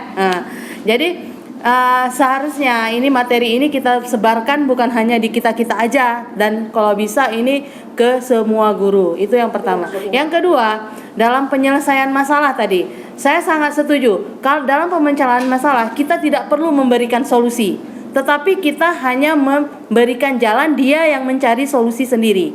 Nah, itu memang konsep dari BK. Ketika kita melakukan konseling, anak-anak tidak boleh kita berikan nasihat.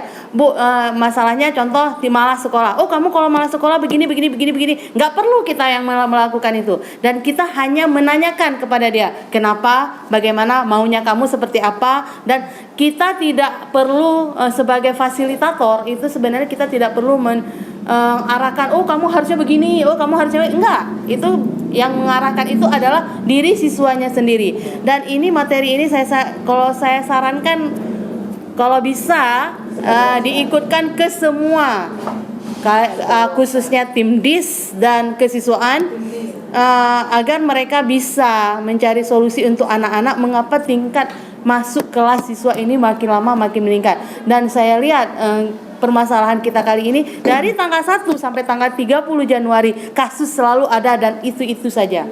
Dan ketika kita menghadapi siswa masalahnya keluhannya ya seperti itu lagi dan itu lagi keluhannya. Dan banyak yang kita lihat seperti Bu Sukma katakan bahwa solusinya pindahkan tanpa kita melihat permasalahan anak-anak. Apa ini anak-anak kita, kenapa anak-anak kita maunya jangan seperti itu. Ini langsung kalau nggak kita pindahkan besok dipanggil lagi, padahal cuma 2 kali alpanya, tapi dipanggil lagi, bawa lagi ke Bimpen. Pak ini baru 2 kali, kalau bisa ke wali kelas, enggak juga dibawa lagi ke Bimpen. Besok kita ini harus panggil orang tua, ini harus dikeluarkan, langsung seperti itu di-charge. Nah, kan kita sebagai konselor seakan-akan ini kita terhambat ya Intan ya. Mau kita buat konsultasi anak-anak tapi udah diduluankan hukuman dari pihak lain, ini salah, ini keluarkan. Nah, seperti itu. Kalau kita tidak keluarkan besok dipanggil lagi sampai dikeluarkan. Nah, ini yang saya hanya ingin diakui. Iya, hanya ingin diakui. Nah, sedangkan nyatanya tidak seperti itu. Nah, ini hanya pendapat ya, dan saya setuju sekali dengan materi yang Ibu Sukma sebarkan dan ini luar biasa. Kalau menurut saya ini luar biasa. Terima kasih. Assalamualaikum warahmatullahi wabarakatuh. Atau mau saya langsung tanggapi atau mau langsung tanggapi aja? Langsung aja tanggapi. Oke, langsung aja ditanggapi. Mungkin ada kawan-kawan lainnya mau tanggapi Bu Juliana dulu? Oke, Bu Chandra silakan. Baik, sedikit dari saya ya. Melihat dari itu semua, mereka itu terlalu berpatron ke belakang. Tetapi mereka nggak melihat sistem pembelajaran paradigma baru. Kamu on. Ya, jadi sebenarnya dari diri kita sendiri, dari dalam tubuh, kita harus jelaskan ke mereka bahwa sistem pembelajaran itu dengan dulu itu nggak sama lagi dengan sekarang. Karakter anak dulu, zaman dulu tuh nggak sama lagi dengan karakter anak sekarang, karena tingkat teknologinya juga yang berbeda. Jadi tingkat kita merangkul anak itu berbeda dengan yang dulu. Kalau dulu diberikan sanksi langsung takut. masuk Bimpen, baru dia masuk Bimpen kena buku merah langsung takut. Tetapi anak sekarang udah. Jadi paradigma baru di lingkungan itu sendiri harus kita buat bahwa pendidikan itu bukan hanya memberikan sanksi ke mereka, tetapi memberikan reward kepada mereka. Betul. Nah, dalam bentuk sekecil apapun. Itu yang diharapkan oleh anak-anak. Kemudian sistem Bimpen itu konseling ya kan. Nah, konseling itu kita bilang ini bagus sekali dari disiplin. Dari kita menciptakan disiplin anak-anak ini dari dini. Nah, disiplin ini kita mengingat lagi sekolah kita boarding school. Kan cerita demikian. Nah, disiplin diri mereka kita bentuk mulai karakternya mereka dari sholat berjamaah. Itu udah secara perlahan-lahan sudah dibentuk. Jadi ada dukungan dari kita semua, istilahnya juga dari pihak asrama, tim penegak disiplin semuanya. Coba kalau misalnya satu dengan yang lain saling bahu-membahu, itu mungkin Bimpen itu bukan tempat jadinya tempat justik ya, tempat penghakiman, tapi tempat jadinya anak-anak tuh tempat untuk mencari minat bakatnya dia. Jadi secara ini kata ini pelan-pelan kita berubah untuk mindset teman-teman kita tentang proses pembelajaran paradigma baru yang memang menginginkan itu betul-betul di kemerdekaan belajar itu tempat konseling, bukan tempat memberikan sanksi ataupun penghakiman terakhir gitu. Jadi misalnya bukan di situ Bimpen itu bukan polisi sekolah. Nah, itu dia. Jadi hal yang harus kita itu semua. Jadi dengan ini yang kita bisa membuatnya dengan bahan yang disampaikan oleh Bu Sukma ini, mungkin ada bahan-bahan tertentu yang bisa kita jadikan brosur, pamflet di mana-mana, tempat forum-forum siswa di ruang yang ruang lingkup yang mudah terlihat, sehingga orang begitu melihat, oh ini dia, oh ini, sehingga sedikit demi sedikit orang tersebut akan melakukan perubahan dan disiplin yang kita harapkan di lingkungan sekolah itu akan tercipta dengan baik. Demikian aja Bu Sukma. Oke, terima kasih banyak Bu Chandra. Oke, mungkin sedikit tanggapan berkaitan dengan sedikit ini banyak ya teman-teman. Ya Bu, maunya kan semuanya kita ikutkan ya. Cuman kan kita tahu kawan-kawan sekarang lagi ada kegiatan juga di luar ya, ada yang harus ngajar ya. Jadi makanya segini Bu Junanda, memang prioritas kami kalau bisa kawan-kawan konseling itu dan kawan-kawan yang jadi pengawas asrama itu bisa ikut serta gitu ya.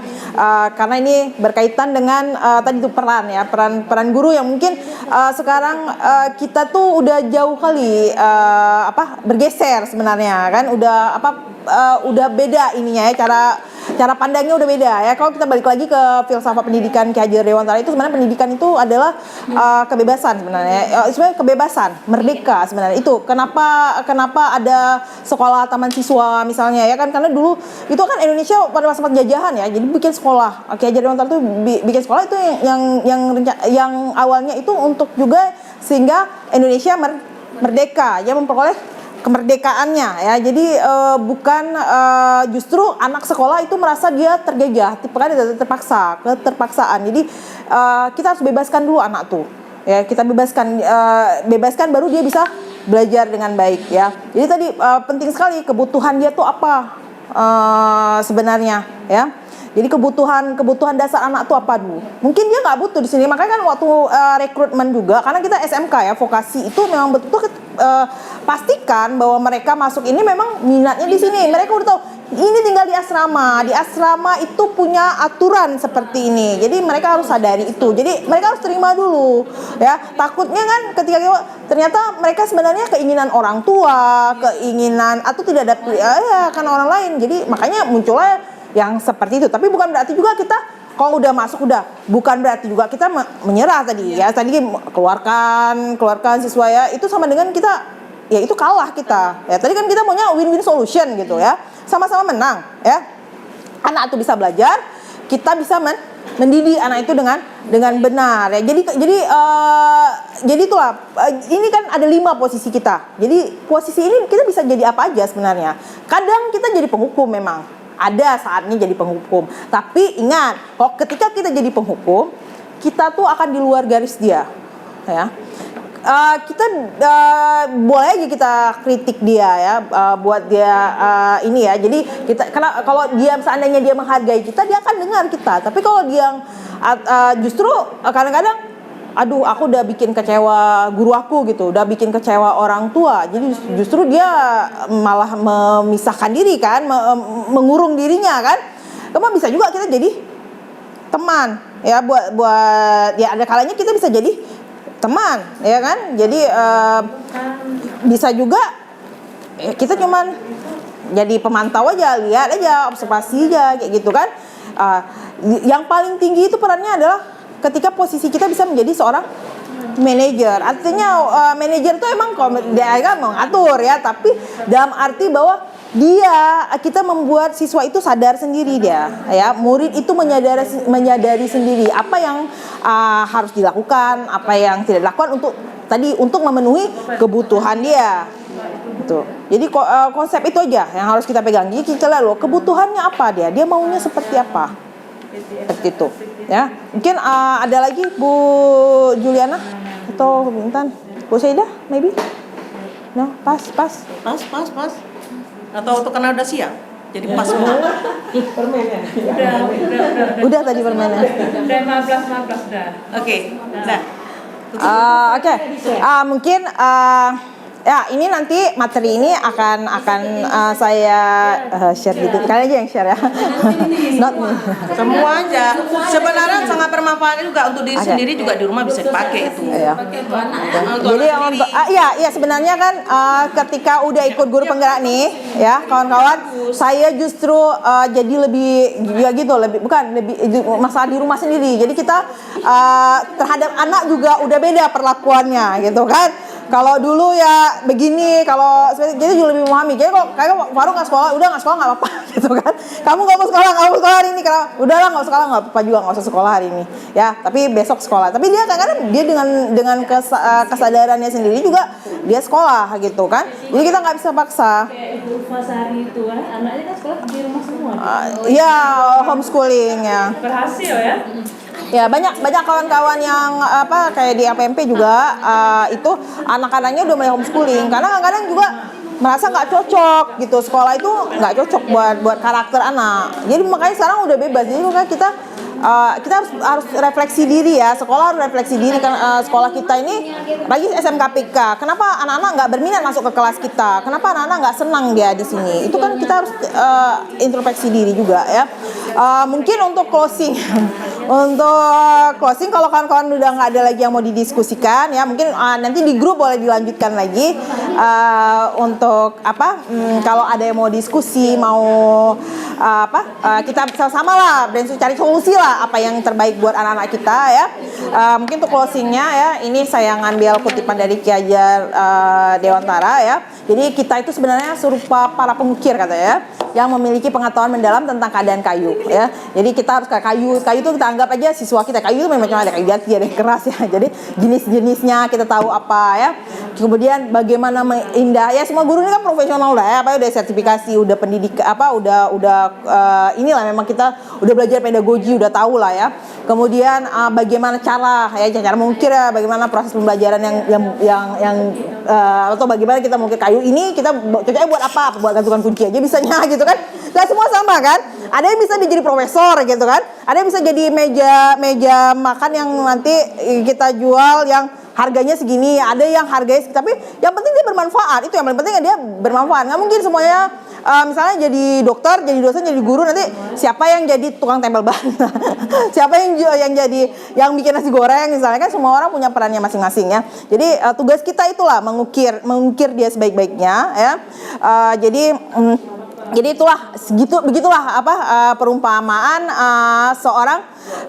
seorang guru. Jadi kita tuh harus punya pengetahuan tentang seni mendidik ya. Kemudian bedanya tuh kita tuh yang kita ukir adalah manusia ya, anak orang. Manusia ya yang memiliki hidup, lahir dan batin. Itu katanya Bapak Ki Hajar Dewantara ya. Mudah-mudahan ini bisa bermanfaat buat kawan-kawan semua kegiatan kita hari ini. Terima kasih untuk Ibu Zulaika yang udah hadir di sini, bisa sama-sama kita ya melihat kegiatan sosialisasi menumbuhkan budaya positif sekolah. Insya Allah nanti ada kegiatan aksi nyata selanjutnya, nanti kita bisa duduk lagi di sini, diskusi lagi ya, saling berbagi pengalaman ya. Sebenarnya saya di sini berbagi pengalaman ya, bukan mau mengajar sebenarnya. Jadi jangan anggap saya mengajar, tapi di sini saya hanya berbagi apa yang saya dapatkan. Kemudian juga saya ingin mendapatkan mencari informasi juga ya, ilmu juga dari kawan-kawan di sini yang jadi bahan referensi saya juga untuk kegiatan guru penggerak. Oke, terima kasih banyak. Mungkin dari saya, assalamualaikum warahmatullahi wabarakatuh.